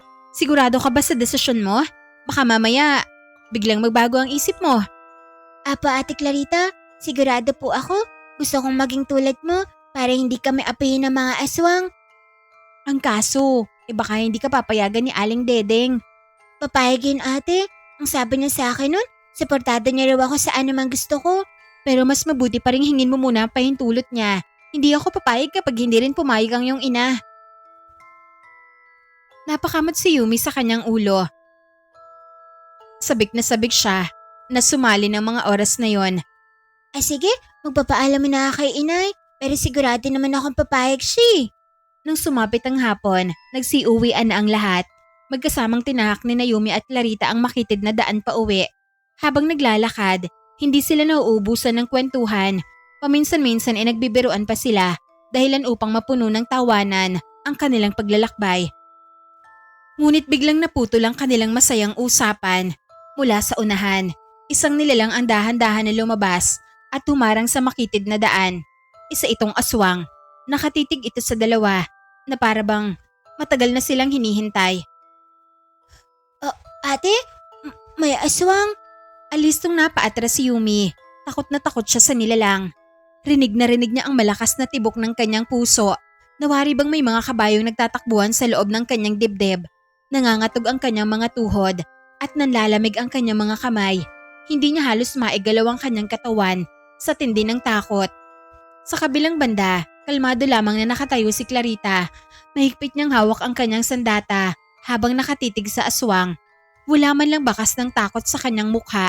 Sa halip, tila handa siyang harapin ang anumang gagawin ng nilalang. Kitang-kita ni Yumi ang matatag na tindig ni Clarita na parabang sigurado ito na hindi sila magagapi ng nilalang. Kailangan na nating tumakbo ate. Kakainin na tayo ng aswang. Pakiramdam ni Yumi ay mauubusan siya ng hangin. Bunsod ng walang mapagsidlang takot na kanyang nadarama. Huwag kang matakot Yumi. Aswang lang yan. Tao tayo. Mas makapangyarihan pa rin tayo kumpara sa halimaw na yan. Hinawakan ni Clarita ang kamay ni Yumi. Mahigpit, ngunit banayad ang pagkakahawak nito na parabang pinapaalala sa bata na hindi siya nag-iisa. Kahit papaano, nabawasan ng takot na nadarama ni Yumi. Naramdaman niya, naligtas siya sa piling ng dalaga. Humugot siya ng malalim na hininga at dahan-dahang pinakalma ang sarili. Kahit malakas pa rin ang kabog ng kanyang dibdib, pilit niyang nilalabanan ang takot habang mahigpit na nakahawak sa kamay ni Clarita. Sa isang iglap, biglang sumugod ang aswang. Buong akala nito'y magtatagumpay ito sa masama nitong binabalak. Ngunit mabilis na nakaiwas si Clarita. Agad niyang hinugot ang kanyang patalim at hinarap ang nilalang. Muling sumalakay ang aswang, ngunit mabilis itong hinagupit ni Clarita ng buntot ng pagi. Napaiktad ang nilalang, kaya sinamantala niya ang pagkakataon at sinaksak ito sa dibdib gamit ang kanyang patalim. Napasigaw ang aswang sa matinding sakit bago tuluyang bumagsak sa lupa. Hindi nagtagal, tuluyan na nga ito na nalagutan ng hininga. Ligtas na tayo Yumi, hindi na makakapalag pa ang halimaw na yan. Nakahinga ng malalim si Yumi, lalo na nang maramdaman niya na nayakap siya ni Clarita. Unti-unting napawi ang takot niya ng mga oras na yon. O ano, takot ka pa rin ba Yumi? Hindi na po ate. Ang sarap kasi ng yakap mo eh. Napawi tuloy ang takot ko. Ganito pala kasarap ang yakap ng isang magaling na antingera. Napabitaw si Clarita mula sa pagkakayakap at sabay silang nagtawanan. Sa maraming beses, muli na namang humanga si Yumi sa katapangan at taglay ng dalaga. Mas lalo siyang naging inspiradong magsanay upang maging mahusay rin na antingera. Ilang sandali pa, iniwan na nila sa daan ang bangkay ng nilalang. Muli nilang nilakbay ang landas pa uwi at habang tinatahak nila ang daan, hindi pa rin nawala sa isip ni Yumi ang naiwang bangkay sa gitna ng daanan. Hindi niyo po ba nililibang ang bangkay ng mga aswang? Hindi na Yumi, dito sa aming baryo, hinahayaan lang namin sa daan ang bangkay ng mga nilalang na yan dahil kakainin naman yun ng mga mababangis na hayop. Ganun po ba? Ay di busog na naman pala ang mga mababangis na hayop. Paldo na naman sila sa pagkain. Naku, kawawang aswang. Kakain nila ng mga hayop. Ganyan ang napapala ng mga silbaheng nilalang. Napangiti na lamang si Clarita dahil sa kakulitan ni Yumi. Hindi nagtagal, tuluyan na din silang nakarating sa tapat ng bahay. Walang nagbago sa pinto at bintana. Nakasarado pa rin ito. Aba, masunurin talaga ang inay. Sinunod niya ang bilin mo na wag buksan ang pinto at bintana, ate. Oo nga sobrang masunurin ng nanay mo. At batid kong ganoon ka rin, Yumi. Sus, takot lang siguro siya sa aswang, kaya hindi siya lumabas. Alika na, pasok na tayo sa loob. Naunang pumasok si Yumi at sumunod naman si Clarita. Sinarhan niya muna ng maigi ang pinto bago ito iniwan. Narat na nila si Aling Dedeng na nagpapahinga. Tila ba, napagod sa gawaing bahay. Nandito na pala kayo? Tamang-tama nakapagluto na ako. Siya nga pala, kamusta ang batang ito, Clarita? Hindi ba siya nagpasaway ron? Hindi naman ho, Aling Dedeng. Tahimik lang siya habang nanunood sa amin. At dahil sa kanyang napanood, nais na ring sumali sa pagsasanay upang maging isa rin siyang antingera. Napatingin si Aling Dedeng sa munting bata. Nangungusap ang kanyang mga mata na magtagpo ang kanilang mga tingin. Tila ba hindi siya makapaniwala na magkakaroon ng interes sa pagiging antingera ang bata na kasing liit lamang ni Yumi. Tama bang narinig ko, anak? Gusto mo ring maging isang antingera? Apo, nay. Ang husay kasi magturo ni Ate Clarita, kaya gusto ko ring sanayin niya ako. At kapag mahusay na ako nang bala sa mga aswang. Kahit marami pa sila, abay hindi ko sila atrasan. Pero Yumi, nandito tayo para hanapin ang kambal mong si Yuri. Kapag nahanap na natin siya, uuwi na tayo sa baryo natin. Hindi pa naman natin siya nahanap, nay. Kaya imbes na tatambay ako rito, gagamitin ko na lang ang oras para sumama kay Ate Clarita at magsanay sa pagiging antingera. O sige, pagbibigyan kita, Yumi. Basta samahan mo ako bukas, ha? Mag-iikot-ikot tayo para hanapin ang matandang dumagit kay Yuri. Kung gayong nakita mo siya kahapon, natitiyak kong nandito lang siya sa baryong to. Kailangan natin siyang hanapin para bawiin ang kapatid mo. Hindi ko kayo pwedeng umalis ng walang kasama, Aling Dedeng. Kung balak niyo mag-ikot-ikot sa baryong to, sasamahan ko kayo, pero hindi pa bukas. Sa susunod na araw na lang dahil may gagawin pa ako bukas. Kailangan kong bumalik sa kubol upang ipagpatuloy ang pagtuturo sa mga kababaihan na nais maging isang antingera. Sige, Clarita, maraming salamat sa iyo. Pasensya ka na kung naistorbo ko namin. Kailangan ko lang talagang mahanap ang anak ko. Walang problema, Aling Dedeng. Nandito lang ako para tumulong ho sa inyo. Kinabukasan, muling bumalik sa kubol si Yumi at Clarita. Sabik nang sumali sa pagsasanay ang munting bata. Nang dumating sila, binulungan siya ni Clarita na kailangan muna nilang lumapit kay Tandang Imaw upang ipaalam ang tungkol sa balak niyang pagsali sa kanilang kapatiran. Kailangan pa palang sumangguni kay Tandang Imaw? Akala ko ba, ikaw ang nagdedesisyon kung sino ang dapat sasali sa inyong kapatiran, ate?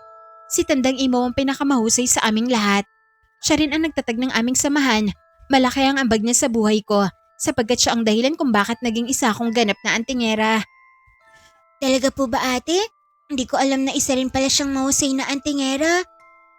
Ngayon, alam mo na. Apo, ate, matanong ko lang po, paano kayo nagkita ni Tandang Imaw? Nakilala ko siya dahil sa kaibigan kong si Magdalena. Isa rin sa mga kasamahan kong tagapagsanay. Gusto mo ba talaga na maging isang antingera, Ate Clarita? Noong una, wala sa isip ko na maging antingera. Pero nung pinaslang ng mga aswang ang aking mga magulang, doon na nagbago ang pananaw ko sa buhay. Naisip ko na hindi maaaring habang buhay na wala akong laban sa mga aswang. Ayokong hayaang maghari ang kanilang kasamaan dito sa aming baryo. Kaya na makilala ko si Magdalena at naikwento niya sa akin si Tandang Imaw, naging interesado akong sumali sa kanilang kapatiran. Sinanay ako ni Tandang Imaw hanggang sa natutuhan kong tumayo sa sarili kong mga paa. At ngayon, Kumakati na ang mga kamay ko na ubusin ang angkan ng mga aswang. Ang lungkot naman pala ng nakaraan mo, ate. Totoo nga may dahilan ng bawat desisyong ginagawa o pinili natin. Tulad sa'yo, ate, ginusto mong maging isang antingera dahil pinaslang na mga aswang ang mga magulang mo at nais mong ipaghiganti ang iyong mga magulang. Malungkot na ngumiti si Clarita at marahang tumango. Sang-ayon siya sa winika ni Yumi. Hinawakan niya ng mahigpit ang kanyang sandata at tumingin sa malayo. Naging isa nga akong antingera, pero huli na ang lahat. Kung kailan wala na ang mga magulang ko, tsaka pa ako natutong lumaban sa mga kampo ng dilem. Pero di bale, darating ang araw na mauubos ko din sila. Gagawin ko ang lahat sa abot ng aking makakaya. Halika na Yumi, idudulog muna kita kay Tandang Imaw. Sabay silang umalis sa ilalim ng punong mangga at naglakad patungo sa loob ng kubol. Narat na nila si Tandang Imaw na nakaupo habang hawak ang dalawang bao na may nakatusok na kandila. Ano ba ang ginagawa ni Tandang Imaw, ate? Nagsasagawa siya ng ritual. Hintayin muna nating matapos ang ginagawa niya. Ganyan pala ang ginagawa kapag nagre-ritual? Ay wow, kakaibang gawain. Tumahimik silang dalawa habang pasimple nilang pinapanood ang matandang antingera. Tutok na tutok ito sa ritual na parabang walang sino man ang maaaring gumambala sa kanyang ginagawa. Makalipas ang ilang minuto, natapos na rin si Tandang Imaw sa kanyang ginagawa. Sinamantala ng dalawa ang pagkakataon na yon upang lapitan ang matanda. Tandang Imaw, magandang umaga ho. May mahalaga ho sana akong sasabihin sa inyo. Sabihin mo na kaagad, Clarita. Ang batang ito, si Yumi ho, nais na sanang sasali sa ating kapatiran. Gusto niya magsanay hanggang sa siya'y maging isang ganap na antingera. Kapansin-pansin ang pagtataka sa mukha ng matanda nang tumingin siya kay Yumi. Napailing siya na tila ba ayaw niyang maniwala sa tinura ni Clarita. Ano ka mo? Ang batang ito nagbabalak na maging antingera. Naku, hilaw pa ang kanyang isipan tungkol sa bagay na yan. Bahagyang natawa ang matanda at muling nagsalita. Alam mo Yumi, hindi basta-basta ang pagiging antingera. Kailangan na malakas ang loob mo at buo ang desisyon mo na papasukin mo ito. Kung sasali ka lang naman para tumigil, kung hindi mo na kaya, mas maiging huwag ka nang sumali. Isa pa, masyado ka pang bata. Ikaw lang ang kilala kong bata na may interes sa ganitong gawain. Alam kong hindi ka po maniniwala sa akin, pero gusto ko po talagang sumali.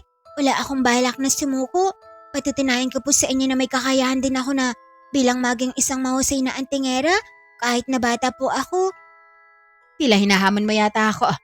Gusto ko ang ganyang klase ng lakas ng loob. At dahil dyan, pasok ka na sa aming kapatiran. Wala sa araw na ito. Magsisimula ka na sa pagsasanay. Muntik nang mapatalon si Yumi, bunsod ng labis na tuwa at pagkagulat. Hindi niya sukat akalain na pahihintulutan siya ng matandang antingera na maging kabilang ng kanilang kapatiran. Tama po bang narinig ko, Tandang Imaw? Tanggap mo na po ako. Hindi kaya nakapaglinis ng tenga kaya nagsisiksikan ng mga tenga sa loob nito. Kailangan ko pa bang ulitin ang sinabi ko? Naku, pasensya na po. Nadala lang po ako ng aking emosyon kaya hindi ako makapaniwala sa aking naulinigan. Ang saya-saya ko po ngayon. Halatang masayang-masaya ka nga ngayon. Pero tingnan lang natin kung hanggang saan naabot ang kaligayahang yan. Baka sa isang araw pa lang. Susuko ka na kaagad. Abay hindi po. Abangan mo na lang po ako at na magkaalaman tayo. Pero siya nga pala, maraming salamat dahil pinahintulutan mo ako maging kasamahan ni Tandang Imaw. Napapailing na lamang ang matandang antingera sa kakulitan ni Yumi. Hindi nagtagal, nagpaalam na ang dalawa. Walang mapagsidlan ang tuwang nadarama nila habang naglalakad sila patungo sa kinakaroonan ng kanilang mga kasamahan. Ate pa, ang lakas ko kay Tandang Imaw. Tinanggap niya kaagad ako bilang bago niyang miyembro. Ang swerte mo nga dahil natanggap ka kaagad samantalang ang iba, hindi pumasa sa kanya. Eh di ang angas ko pala kung ganun. Siguro, bilib siya sa kakulitan ko ate, kaya hindi na siya nakatanggi pa. Ilang sandali pa, ibinalita na ni Clarita sa kanyang mga kasamahan ang patungkol sa pagpasok ni Yumi sa kanilang kapatiran bilang isa sa mga nais maging antingera. Mayroong nagpakita ng paghanga at mayroon ding nabigla. Isa na roon, ang dalagitang si Isabela. Masyado pang bata si Yumi para maging isang antingera. Naku, baka mapagod lang siya sa pagsasanay. Sa lahat ng mga nandito, siya lang ang nag-iisang bata na nangangarap maging antingera. Ikaw naman ate Isabela, Parang wala kang tiwala sa akin. Tama ka, ako lang ang nag-iisang bata rito. Pero ano naman ngayon? Matututo rin naman ako balang araw. Halos lahat ay sumang-ayon sa tinura ni Yumi, kaya na may tumahimik na lamang si Isabela. Hindi na niya pinangunahan ang kakayahan na maaaring ipakita ng munting bata. Pumesto na kayo, magpapatuloy ng ating pagsasanay. Alisto silang tumalima sa utos ni Clarita. Pumunta sila sa kani-kanilang pwesto habang hawak ang kanilang mga sandata. Nakahanay na sa damuhan ang lahat ng mga magsasanay, maliban na lamang kay Yumi. Mistula siyang basang sisiw na hindi alam kung saan siya tutungo. Paano na ako, Ate Clarita? Saan ako pupwesto? Dito ka na lang sa unahan para mabilis kang makakita at matuto. Sige po, Master. Salamat po. Maaga nilang sinimulan ang pagsasanay. Kahit baguhan pa lamang si Yumi, nagagawa niya pa ring sumabay sa kanyang mga kasamahan. Sadyang ginalingan niya upang hindi siya mahuli sa iba. Pinatunayan niya na kaya niya ring makibagay sa larangang pinasok niya. Pagkatapos ng pagsasanay, kinausap siya ni Clarita. Ang galing mong bata ka? Unang araw pa lang humanga na kaagad ako sa kakayahan mo? Bihasa ka rin palang humawak ng patalim? Nagulat ako ron na. Siyempre, nagpa-practice kasi ako sa puno ng saging kung paano umatake gamit ang patalim. Kunwari, magnanakaw ng kabaya ang kaharap kong saging. At alam mo ba, ate, sa sobrang talim ng hawak kong itak, abay hindi ko na nabilang ang mga napatumba kong puno ng saging. Kaya pala mahusay kang humawak ng patalim eh. Nagsanay ka na pala nun sa puno ng saging. Abay masyado mo namang kinuwawa ang punong yon. Kailangan kong gawin yun, ate. Ang dami kasing magnanakaw ng mga hayop sa lugar namin. Kaya pinaggandaan ko talaga kung sakaling nakawin nila ang aming mga kabayo. Pero huminto na ako sa pagsasanay mula na nagalit sa akin si Mang Telmo. Pagmamayari niya kasi ang mga saging na pinatumba ko eh. Ayun, di na ako umulit dahil isang punong saging na lang ang natira sa kanya. Aba, loka-loka ka talaga, Yumi. Hindi ka man lang naawa sa may-ari. Pero bumawi na kay Mang Telmo. Binigyan ko siya ng maraming tuba. Kaya bati na kaagad kami. Ganun lang kasimple. Paamuin ang lasenggero na yun. Hindi na malaya ni Clarita na napapatawa na pala siya ng munting bata. Aliw na aliw siya sa kwento nito at kahit papaano'y gumagaan ang bigat ng kanyang loob. Nang lumaon, naglakbay na sila pauwi ng bahay. Nang makarating sila, masayang nagkwento si Yumi kay Aling Dedeng patungkol sa kanyang unang araw sa pagsasanay. Suportado naman ng kanyang ina sa kagustuhan ng munting bata. Kinabukasan, tinupad ni Clarita ang ipinangako niya sa mag-ina. Sinamahan niya sina Yumi at Aling Dedeng sa pag-iikot sa kanilang baryo upang hanapin ang matandang babae na dumagit kay Yuri. Nakasukbit sa baywang ni Clarita ang patalim bilang paghahanda kung sakaling may magtatangka sa kanilang buhay. Bawat matandang babaeng nadaraanan nila ay sinusuri nila ng maigi ang mukha. Nagbabaka sakali sila na isa sa mga yon ang matanda na kanilang hinahanap. Kanina pa tayo naglalakbay. Malayo na rin ang ating narating, ngunit hindi pa rin natin nakakita ang matanda. Ang laki naman kasi ng baryong to, kaya nahihirapan tayong hanapin siya. Pero alam kong nandito lang siya sa baryong to. Hindi tayo susuko, anak. Hanggat hindi natin nakikita ang kapatid mo, kailangan ko mabawi ang kapatid mo, Yumi. Sa gitna ng nakakapagod na paglalakbay, nakasalubong nilang isang dalaga. Nagmamadali ito sa paglalakad na para bang may kinakatakutan sa daan. Magandang araw, Ineng. Magtatanong lang sana ako. Bahagyang huminto ang dalaga, ngunit maingat ang kanyang kilos. Ano ho yun? May kilala ka bang matandang babae na bumibili ng kabayo? Naku, wala ho. Pasensya na. Pagkasambit niya ng salitang yon, umalis na kaagad ang dalaga. Nanlumo naman si Aling Dedeng. Napakamot siya ng ulo habang sinusundan ng tingin ang papalayong babae. Anong oras na? Pero wala man lang tayong nakuhang impormasyon. Ang hirap namang hanapin ng matandang yon. Sige lang ho, Aling Dedeng. Laban lang. Ganito talaga ho ang buhay. Walang katiyakan. Habang nag-uusap ang dalawa, nakatuon naman ang atensyon ni Yumi sa nagmamadaling babae. Halos madapa na ito, bunsod ng mabilisang paglalakad na animoy nakikipagkarera sa ibang mga paa. Ate Clarita, bakit karamihan sa mga tao nakakasalubong natin ay mabibilis kong maglakad? Normal na yan sa mga tao sa baryong to.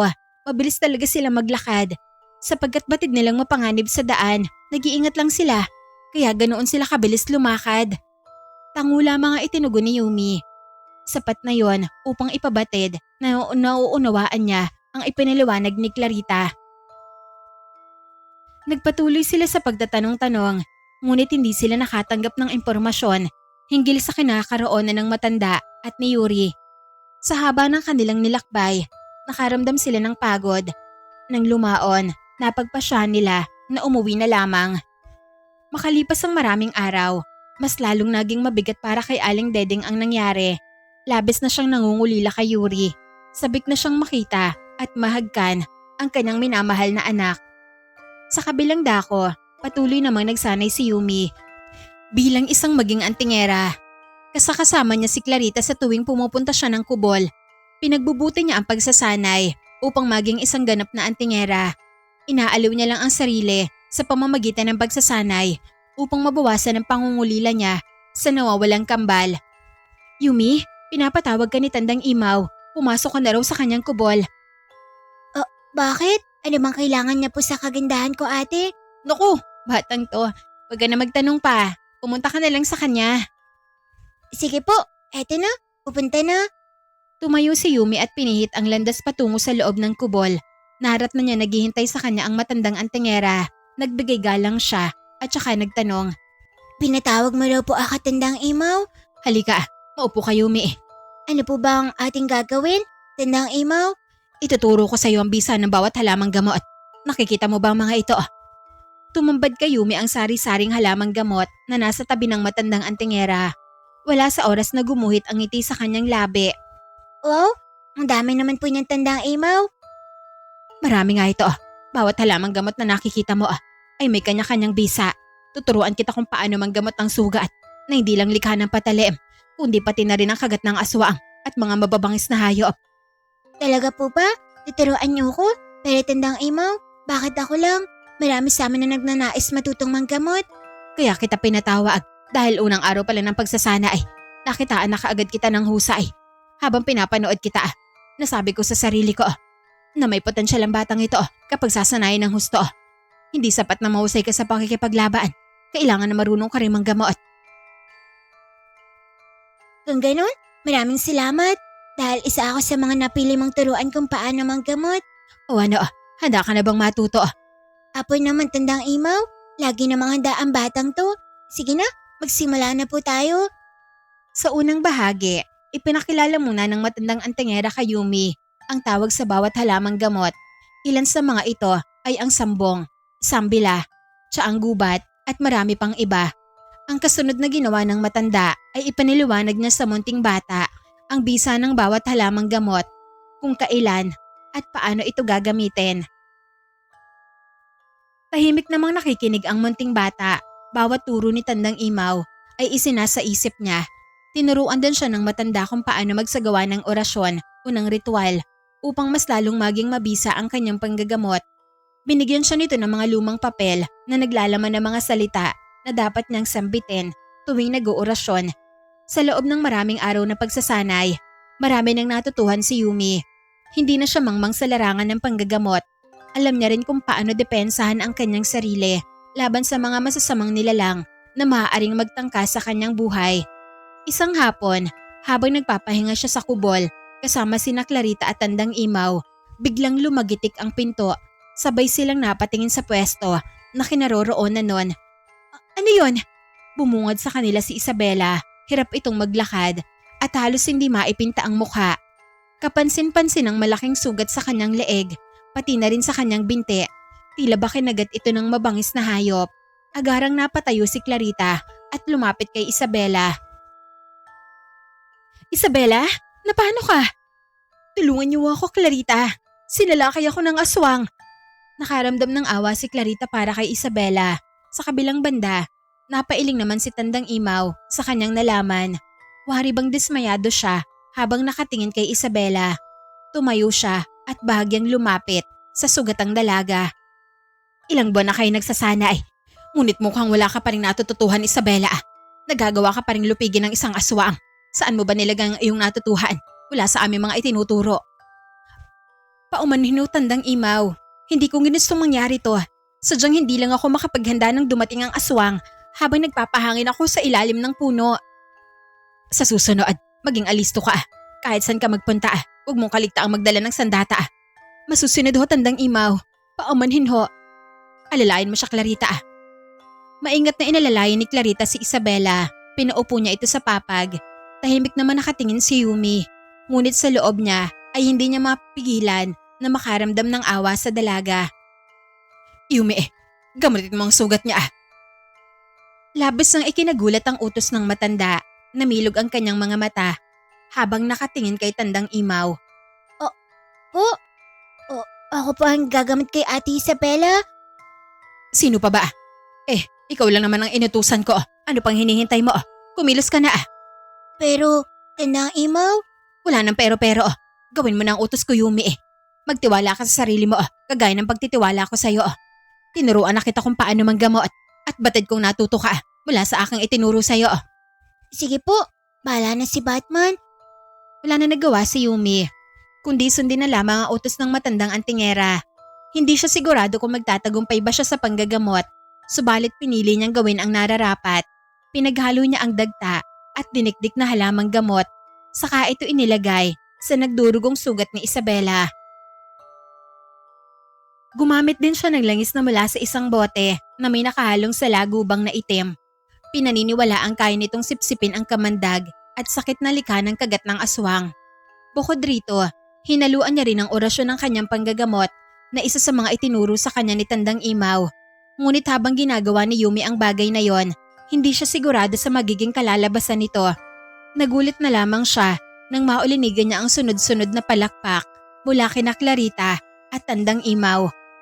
Napakausay namang gagamot. Hindi ako nabigo sa pagtuturo sa kanya. Oo nga ho, ang galing-galing ng batang to. Sa sobrang kaba ni Yumi, hindi niya namalayan na kanina pa pala naghilom ang sugat sa leeg at binti ni Isabela. Maging siya ay hindi rin makapaniwala sa kung anong nagawa niya. Nasaan na ang sugat mo, Ate Isabela? Bakit wala na akong makita? Ginamot mo na, kaya nawala na. Salamat talaga sa tulong mo, Yumi. Ang husay mo palang manggamot. Hindi ko akalaing magagawa ito ng isang maliit na batang kagaya mo. Epektibo palang tinuri sa akin ni Tandang Imaw. Naku, siya ang dapat mong pasalamatan, ate. Kung hindi dahil sa kanya, mangmang pa rin ako sa larangan ng panggagamot, Ate Isabela. Napangiti na lamang sila sa tinura ni Yumi. Labis ang paghanga nila sa pinakita ng munting bata, lalong-lalo na si Clarita. Aba, ang bilis namang matuto ng batang to. Paano ba yan? Kasing husay mo na si Tandang Imaw pagdating sa panggagamot. Naku, hindi pa po, ate. Sigurado ako na marami pang alam si Tandang Imaw na hindi ko pa nalalaman, kaya mas mahusay pa rin po siya kumpara sa akin. Mula sa pangyayari na yon, mas lalong lumaki ang kumpiyansa ni Yumi sa kanyang sarili. Subalit sa kabila ng kanyang tagumpay, nanatili siyang mapagpakumbaba. Hindi niya pinagmamalaking magaling siya sapagkat naniniwala siya na marami pa siyang dapat na matutuhan bilang isang munting bata. Isang araw, habang naglalakad sila ni Clarita pauwi ng bahay, naabutin nilang isang aswang na nakagapang sa dingding at nagbabadyang buksan ng bintana. Alertong kumilos si Yumi dahil batid niyang nasa loob ng bahay ang kanyang ina. Lagot ka sa aking aswang ka. Bumunot siya ng patalim na nakasukbit sa kanyang bewang at patakbong lumapit sa nilalang. Sinaksak niya ang likod nito na siya namang ikinagulat ng nilalang. Lumundag ito pa ilalim at sinugod si Yumi. Subalit hindi nagpatinag ang munting bata. Buong tapang ng kinalaban ng nilalang gamit ang kanyang natutuhan mula sa pagsasanay. Bumulwak ang dugo ng nilalang at unti-unting bumagsak sa lupa ang buong katawan nito.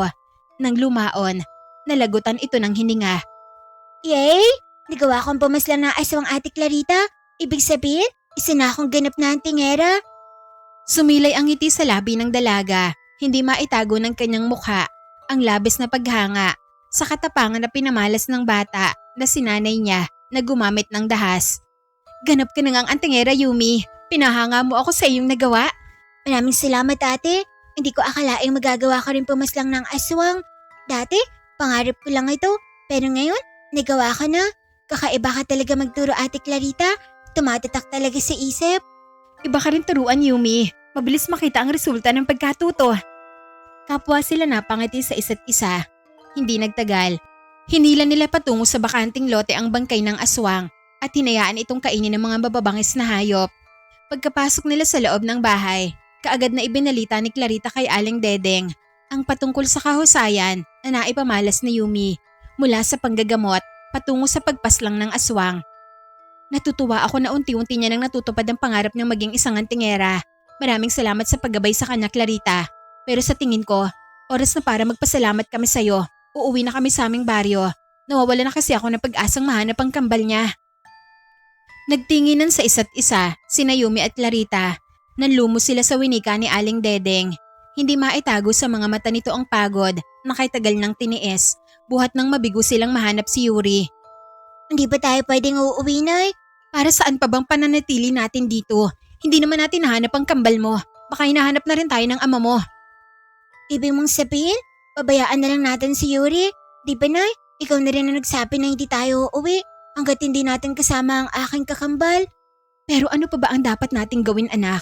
Halos nilibot na natin ang baryong to. Ngunit anino ng kakambal mo? Wala tayong nakita. Nagsasing lang tayo ng oras. Baka wala naman talaga siya sa baryo na to. Sigurado akong nandito lang siya, Nay. Hindi ako magkakamali. Nakita ko talagang dumaan dito ang matandang hinahanap natin. Maghintay lang tayo ng tamang panahon. Malay mo, isang araw, makita natin siyang mali. Pero kailan pa, anak? Hanggang kailan tayo maghihintay sa pagdating ng araw na yon? Kalmahan mo lang, Nay. Mahanap din natin si Yuri. Susubukan ko lahat ng paraan na pwedeng gawin. Kung kinakailangan na halugugin ko pati ang pinakaliblib na bahagi ng baryo na to, gagawin ko, basta huwag mo na tayong uuwi. Tahimik lamang na nakikinig sa isang tabi si Clarita. Nauunawaan niya ang pakiramdam ni Aling Dedeng. Batid niyang gulong-gulo na ang isip nito, kaya na may naiintindihan niya sa tuwing bigla itong natatahimik at matutulala. Isang hapon, nagtungo sa gubat si Yumi at Clarita upang mangahoy sapagkat naubusan sila ng panggatong. Ilang sandali pa, naramdaman ni Yumi na parang maiihi siya. Ate Clarita, dito ka lang? Iihi lang muna ako. Pwede namang dito ka nalang umihi sa tabi ko ha. Ayaw ko nga. Baka mamaya, silipan mo pa ako? Doon na lang ako sa likod ng puno. Naku, ang arte ng batang ito ha. O sige, bumalik ka kaagad ha. Huwag ka nang pumunta pa kung saang-saang purgatorio. Napaka-arte naman ng batang to. O sige, bumalik ka kaagad ha. Huwag ka nang pumunta pa kung saang-saang purgatorio. Apo ate. Nagmadaling tumungo si Yumi sa likod ng isang malaking punong kahoy. Pagkatapos niyang umihi, natanaw niya ang isang maliit na ibon na pumatong sa sanga ng munting halaman. Subalit mabilis itong lumipad at lumipat sa ibang halaman. Ang kuit mong ibon ka? Hindi kita tatantanan? Uhulihin kita at iuuwi. Patuloy niyang sinundan ang munting nilalang at sa hindi inaasahang pagkakataon, natanaw niya ang matandang babae na hinahanap nila. May bitbit itong sako na may tumutulong dugo mula sa loob nito. Hindi siya kaagad nakapagsalita dahil sa pagkagulat. Tahimik lamang siyang nakatayo habang nakatingin sa mukha nito. Nagulat na lamang siya nang hinawakan ng matanda ang kanyang kamay. Anong ginagawa mo dito, Yuri? Bakit ka gumala? Hindi ba't sinabihan na kita na huwag ka nga alis? Nako, pasaway kang bata ka. Halika na ah. Nabigla si Yumi sa kanyang narinig. Naisip niyang napagkamalan siya nito bilang si Yuri sapagkat magkamukha silang dalawa.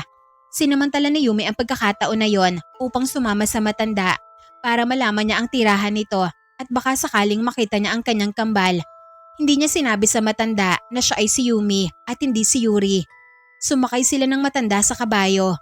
Habang tumatakbo ang kabayo, napabulong si Yumi sa kanyang sarili. Ito ang kabayong binili niya sa amin noon. Tarantado talaga ang matandang to.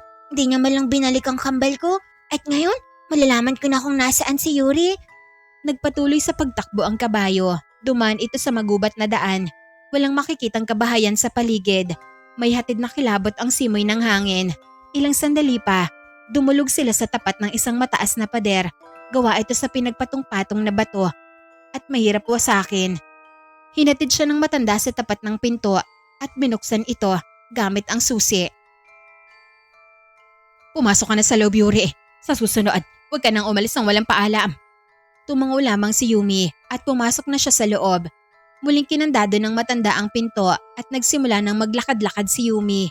Inilibot niya ang kanyang tingin at napagtanto niya, isa palang kulungan ng kanyang pinasok. Saradong-sarado ang itaas, pati na rin ang pader Mahirap namang tumakas sa kulungang to. Masyadong matibay ang pagkagawa. Nagpatuloy siya sa paglalakad hanggang sa natanaw niya ang mga kabataang nakaupo at tila nangihina na ang ilan sa kanila. Halos kaidaran niya lamang ang mga batang babae at lalaking naroon. Lumapit siya sa mga ito at may isang batang babae ang biglang napatayo. Sino ka? Bakit kamukha mo si Yuri? Hindi kaagad tumugon si Yumi. Isa-isa niyang tiningnan ang mga batang naroon at nahagip ng kanyang tingin ang kambal niyang si Yuri. Tahimik itong nakaupo habang nakatingin sa malayo. Tila ba malalim ang iniisip nito at wala man lang pakialam sa pagdating ni Yumi. Hindi na nagdalawang isip pa si Yumi. Mabilis nang nilapitan ng kanyang kambal. Yuri, ano nangyari sa'yo? Ayos ka lang ba? Bakit ang tamlay mo? May nananakit ba sa'yo rito? Kumunot ang noo ni Yuri. Hindi man lang siya natuwa sa pagdating ni Yumi. Para bang hindi niya ito kilala. Sino ka? Ako to? Si Yumi? Ako ang kambal mo? Oh, kambal? Wala naman akong kambal Nanlumo si Yumi sa sagot ng kanyang kambal. Sinuri niya ng maigi ang mukha nito. Hindi siya maaring magkamali. Kambal niya nga ang nasa kanyang harapan. Bakit hindi mo ako kilala, Yuri? May masama bang nangyari sa'yo? Miss na miss ka na namin ni inay. Matagal ka na namin hinahanap. Wala akong maalala na may kambal ako. Wala rin akong kilalang Yumi. Isang munting bata ang bigla na lamang sumali sa usapan ng kambal. Mukhang kambal nga kayo dahil parehong-pareho kayo ng mukha. Lumapit si Yumi sa bata na nagsalita upang magtanong. Ano bang nangyayari rito? Bakit nandito kayo sa kulungan, kaibigan? Kinulong kami ng matandang aswang. Hindi naman kami makakalabas dahil nakakandado ang pinto. Kapag nagugutom ang mga aswang, nilalagasan nila kami ng isa. Naku, demonyo talaga ang mga aswang na yun. Saan ba sila nakatira, kaibigan? Sa likod ng kulungang ito, doon nakatira ang mga aswang. Marami sila at nakakatakot. Matagal na ba kayo rito? Oo alos isang buwan na. Ginagawa nila kaming pagkain. Gustong-gusto na nga naming umuwi. Kung ganun, magtulungan tayong lahat. Gagawa tayo ng paraan para makatakas. Pero kahit anong gawin natin, wala pa rin namang mangyayari, Yumi. Masyadong matibay ang bakal na kandado sa pinto. Kaagad na nag-isip ng paraan si Yumi. Muli niyang inilibot sa paligid ang kanyang tingin. Nagbabaka sakali siyang makahanap siya ng butas na pwede nilang madaanan. Ngunit wala siyang nasilayan. Maya-maya, natanaw niya ang isang malaking bato. Malapit sa kanilang kinaroroonan. Patakbo niya itong kinuha at tumingin sa iba pang mga bata. Huwag kayo maingay. Sisirain ko ang kandado gamit ang bato para makalabas tayo. Sumang-ayon sila sa suhestyon ni Yumi. Tumayo ang isang batang lalaki upang tulungan si Yumi na sirain ang kandado. Matagumpay nila itong nagawa at walang mapagsidlan ang tuwang nadarama nila. Mabilis na nilapitan ni Yumi si Yuri at hinawakan ng kamay nito. Sa wakas, makakalabas ka na, kambal. Alika, sumama ka sa akin. Tatakas tayo. Sasama ako sa'yo, pero wag mo akong tawaging kambal dahil tulad ng sinabi ko kanina, wala nga akong kakambal. Nasaktan si Yumi sa sagot ni Yuri sapagkat isinantabi niya muna ang kanyang damdamin. Hinila niya ang kamay ng kanyang kambal at sumunod naman ito sa kanya. Pinangunahan ni Yumi ang kanilang pagtakas. Maingid silang lumabas ng kulungan at mabilis na tumakbo palayo sa lugar na yon. Nagtulungan sila na matunton ang tamang daan. Malaking tulong para sa kanila ang kanilang alaala nung isinama sila ng matanda patungo sa lugar na yon. Si Yuri lamang ang bukod tanging walang alam kung saan sila dadaan. Bistulang blankong papel ang kanyang isip. Wala siyang konting maalala, kahit konting detalye man lang. Sa loob ng halos isang oras na paglalakbay, malayo na ang narating ng mga bata. Habang walang kamalay-malay ang mga aswang sa kanilang pagtakas. Ilang sandali pa'y nakasalubong nila sina Clarita at Aling Dedeng. Kita sa mukha ng dalawa ang labis na pag-aalala, ngunit kaagad itong nabuhayan nang matanaw nila sina Yumi at Yuri. Nanay, kasama ko na po si Yuri. Naku, salamat dahil ligtas ang kambal mo. Paano mo siya nahanap, Yumi? Isa ka pang bata ka. Bigla ka na ring nawala. Hindi ka man lang nagpaalam kung saan ka pupunta? Oo nga naman, Yumi. Nagpaalam ka lang sa akin na iihi ka. Tapos hindi ka na nakabalik. Nadagdagan tuloy ang problema ng nanay mo. Pasensya na po, biglaan kasi ang pangyayari. Ano bang nangyari? Paano mo nahanap ang kakambal mo? Mamaya ako nalang sasabihin, kailangan natin magmadali dahil baka maabutan tayo ng mga aswang. Umuwi muna tayo, isama natin ang mga batang ito ate. O sige, tara na. Pagkarating ng bahay, ikinuwento niya kina Aling Dedeng at Clarita ang nangyari, kung paano siya napadpad sa lugar na yon at kung paano sila nakatakas, kasama ang iba pang mga bata. Sinabi niya rin sa kanyang ina na hindi siya kilala ni Yuri bilang kambal niya. Yuri anak, siya ang kambal mo at ako naman ang iyong ina. Wala ka bang naaalala? Palagi nga kayo magkasama sa tuwing nagpapastol at nagpapainom kayo ng kabayo. Wala akong maalala, binibiro niyo lang yata ako eh. Nagtingin na naman sa isa't isa sina Aling Dedeng at Clarita. Kahit anong sabihin ni Aling Dedeng, wala talagang maalala si Yuri tungkol sa kanyang nakaraan. Sa tingin ko, dilaso ng matandang aswang ang isip ng batang to, kaya wala siyang maalala. Kung ganon, anong gagawin natin para bumalik ang kanyang alaala? May alam akong paraan, Aling Dedeng. Isang paraan na natutuhan ko mula kay Tandang Imaw. Anong paraan yun, Clarita? Kailangan kong kumuha ng dugo mula sa inyong tatlo at paghahaluin sa isang sisidlan. Pagkatapos ay ipapainom ito kay Yuri. Makalipas ang ilang sandali, kumuha si Clarita ng patalim at sinugatan nga ang palad ni Aling Dedeng. Kumuha siya ng konting patak ng dugo at ganoon din naman ang ginawa niya kay Yumi. Akin ang palad mo, Yuri. Dugo mo lang naman ang kulang. Anong gagawin mo sa palad ko? Susugatan mo rin ba ako? Ayoko po, masakit yan. Hindi yan masakit. Parang kagat lang ng langgam. Sige na, ilahad mo ng palad mo. Ayoko. Naisip ni Clarita na takutin si Yuri upang pumayag ito sa kanyang kahilingan. Kung ayaw mong magpasugat, babalik-balikan ka ng aswang. Lalo na kapag gabi, abay magpapakita talaga siya sa'yo. Sige, eto na, ilalahad ko ng palad ko. Mabilis ka lang naman palang kausap eh. Kalma ha, huwag kang sisigaw. Mabilis na hiniwa ni Clarita ang palad ni Yuri at kumuha ng 3 patak ng dugo. Natanaw niyang mangyak-ngyak ang mata ng bata habang nakatingin sa nagdurugong sugat. Sabi mo, hindi masakit. Sobrang sakit naman pala. Sinungaling ka pala ate. Huwag ka mag-alala, manggagamot si Yumi. Siya na ang bahala sa sugat mo. Matapos paghaluin ni Clarita ang dugo ng mag-iina, isinawsaw niya sa dugo ang kanyang daliri at gumuhit ng hugis cross sa noo ni Yumi gamit ang pinaghalong dugo. At ang natirang dugo ay pinainom niya kay Yuri. Makalipas ang ilang minuto, unti-unting bumalik ang alaala ng bata. Tumingin siya kay Yumi, pati na rin kay Aling Dedeng. Naalala ko ng nakaraan ko. Totoo palang kambal tayo, Yumi. Tapos, ina pala kita Aling Dedeng. Salamat at bumalik ang alaala ng aking anak. Maraming salamat talaga sa tulong mo, Clarita. Hulog ka ng langit sa amin. Sa sobrang saya ni Aling Dedeng, niyakap niya ang dalaga at niyakap din siya ni Clarita pabalik. Yuri anak, magkwento ka nga sa amin kung bakit hindi ka kaagad nakabalik sa baryo natin. Niloko ako ng matandang babae na bumili sa atin ng kabayo, Nay. Ang sabi niya, magluluto daw kami ng pansit sa bahay niya, pero dinala niya ako sa kulungan ng mga tao. Muntik na nga nila akong gawing pagkain. Mabuti na lang, nagmakaawa ako. Ayun, yung matabang lalaki na lang ang kinatay nila. Tapos parang may pinainom sa akin ng matanda. Isang baso na lasang dugo. Pagkatapos kong inumin yun, unti-unting nawala lahat ng alaala ko. Kaya hindi ko kaagad kayo nakalala. Ang sama talaga ng matandang yon. Sa susunod huwag ka nang sumama sa kahit sino anak. Apo Nay, hindi na po maulit. Salamat po at naligtas niyo ako. Ang kambal mo ang nagligtas sa'yo. Alam mo ba, isa ng antingera itong si Yumi at itong si Ate Clarita mo ang nagsanay sa kanya. Nakatutuwa naman po kang ganun. Ang husay mo pala, Yumi. Nagkaroon sila ng masarap na kainan sa bahay ni Clarita. Tinulungan din nilang makauwi ang mga batang kasamahan nila. Karamihan sa mga bata ay nanggaling lang din sa baryo na yon, kaya naman ay mabilis nilang natunton ang kanilang mga magulang. Ngayong tapos na ang misyon mo, Yumi. Misyon ka naman ang matutupad. Ano po ba ang mission mo, Ate Clarita? Ang maubos ang mga angka ng mga aswang. Sabihin mo sa akin kung saan sila nakatira dahil susugurin namin sila. Ipapaalam ko kay Tandang Imaw ang kanilang kinaroroonan. Masyado mong pasikot-sikot ang daan. Mahirap pong ilarawan.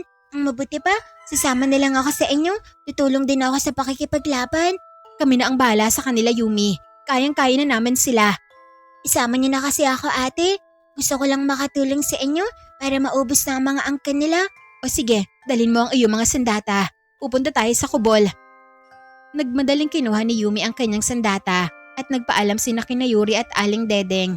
Sinabihan siya ng kanyang ina na mag-iingat. Hindi nagtagal.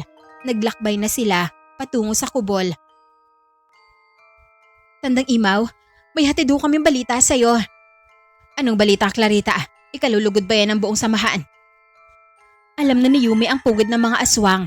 Sasamahan niya tayo upang ituro ang kanilang kinaroroonan. Napangiti ang matanda. Tumingin siya kay Yumi na nakatayo sa tabi ng dalaga. Magaling ka talagang bata ka. Pero sigurado ka bang yun talaga ang pugad ng mga aswang? Apo Tandang Imaw, siguradong sigurado po ako. Doon na galing ang kambal ko at nagawa ko siyang iligtas. Pati na rin ang ibang mga batang bihag ng mga aswang. Kung ganoon, kailangan na natin maghanda ngayon. Clarita, ipaalam mo sa iba nating kasamahan na ngayon tayo lulusob. Ihanda niyo lahat ng sandata. Masusunod, Tandang Imaw. Mabilis na pinaabot ni Clarita sa kanilang kasamahan ang mensahe ng matandang antingera. Inahanda nila ang kanilang mga kagamitan. Tinipon din sila ni Tandang Imaw at nagbigay ng payo upang magtagumpay sila sa kanilang paglusob. Tapang at lakas ng loob ang kailangan natin. Walang silbi ang talim ng inyong sandata kung mahina ang inyong loob. Inaasahan ko ang tagumpay ng ating pag-aalsa. Hindi nagtagal, sinimulan na ng mga antingera ang paglusob sa kampo ng mga aswang. Hindi inaasahan ng mga ito ang kanilang pagdating. Pinangunahan ni Tandang Imaw ang laban at walang nagawa ang mga aswang sa bangis ng kanilang galaw, pati na rin sa hawak nilang sandata. Buong tapang ding nakikipaglaban ng batang si Yumi, pati na ang dalagitang si Clarita at ang mga kapwa nila antingera. Walang susuko, pupulbusin natin ang mga aswang na to. Sa labang yon, natuklasan ni Yumi sa kanyang sarili na marami pa pala siyang kayang gawin at patunayan. Nagtagumpay silang lupigin ang angkan ng mga aswang, kaya naman, labis-labis ang tuwa na kanilang nadarama. Sa wakas, naipaghiganti ko na rin ang aking mga magulang, pero hindi lang ito para sa kanila, para din ito sa kaligtasan at katahimikan ng buong baryo. Panalo tayo sa laban. O ano, ayos pa ba kayo mga antingera? Ayos na ayos pa, Tandang Imaw. May natitira pa kaming lakas para sa panibagong laban. Pero ang kaso, ubos na ang ating mga kalaban. Nakamit na ng ating baryo ang kapayapaan. Bumalik na tayo at ibalinta natin sa kanilang nangyari. Malayo pa ang ating lalakayin pabalik. Sasakay na lang tayo sa mga kabayo. Gamitin natin ang kabayo ng mga aswang. Oo nga naman, ang talino mo talaga, Yumi. Mabuti at naisip mo yan.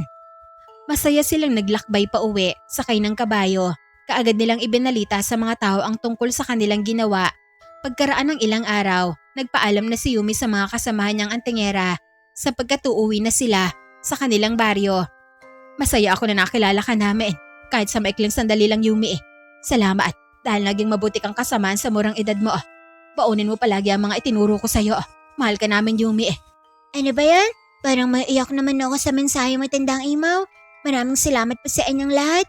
Kayo po ang dahilan kung bakit naging isa akong antingera at manggagamot. Gagamitin ko po ang aking kakayahan sa tamang paraan. Niyakap nila ang isa't isa. Si Clarita ang huling niyakap ni Yumi. Naging emosyonal ang tagpo na yon. Hindi niya napigilan ang pagbagsak ng kanyang mga luha. Paano na? Maghihiwalay na tayo ng landas sa ate Clarita. Pero huwag ka po mag-alala. Mananatili ka sa puso namin ni Nanay. Maraming salamat sa kabutihan mo, ate. Hindi ka namin makakalimutan. Salamat din sa inyo, Yumi. Mag-iingat kayo sa paglalakbay, ah. Nagpasalamat din si Aling Dedeng kay Clarita. Nagyakap sila bago tuluyang humakbang patalikod at sumakay sa kabayo. Malungkot na pinanood ng dalaga ang papalayong takbo ng kabayo kung saan nakasakay sina Yumi, Yuri at Aling Dedeng. Nag-iwan pa ng huling kaway ang kambal bago sila tuluyang lumiko sa daan at naglaho sa paningin ng dalaga. Ligtas silang nakarating sa kanilang baryo. Tuwang-tuwa naman si Mang Dinda sa kanilang pagbabalik. Nagkwento sila sa kanilang ama tungkol sa kanilang karanasan at mula sa pangyayari na yon, natutuhan nila na wag basta magtiwala sa mga tao na hindi pa nila alam ang tunay na pagkatao. Hindi na naulit ang parehong eksena sapagkat mas lalo na silang naging maingat. Inilagaan ni Yumi ang pagiging manggagamot at antingera niya at kung minsan dumadalaw sila kay Clarita bilang pahiwatig na malaki ang nagiging ambag nito sa kanilang buhay. kahit sa maikling panahon lamang sila nagkasama.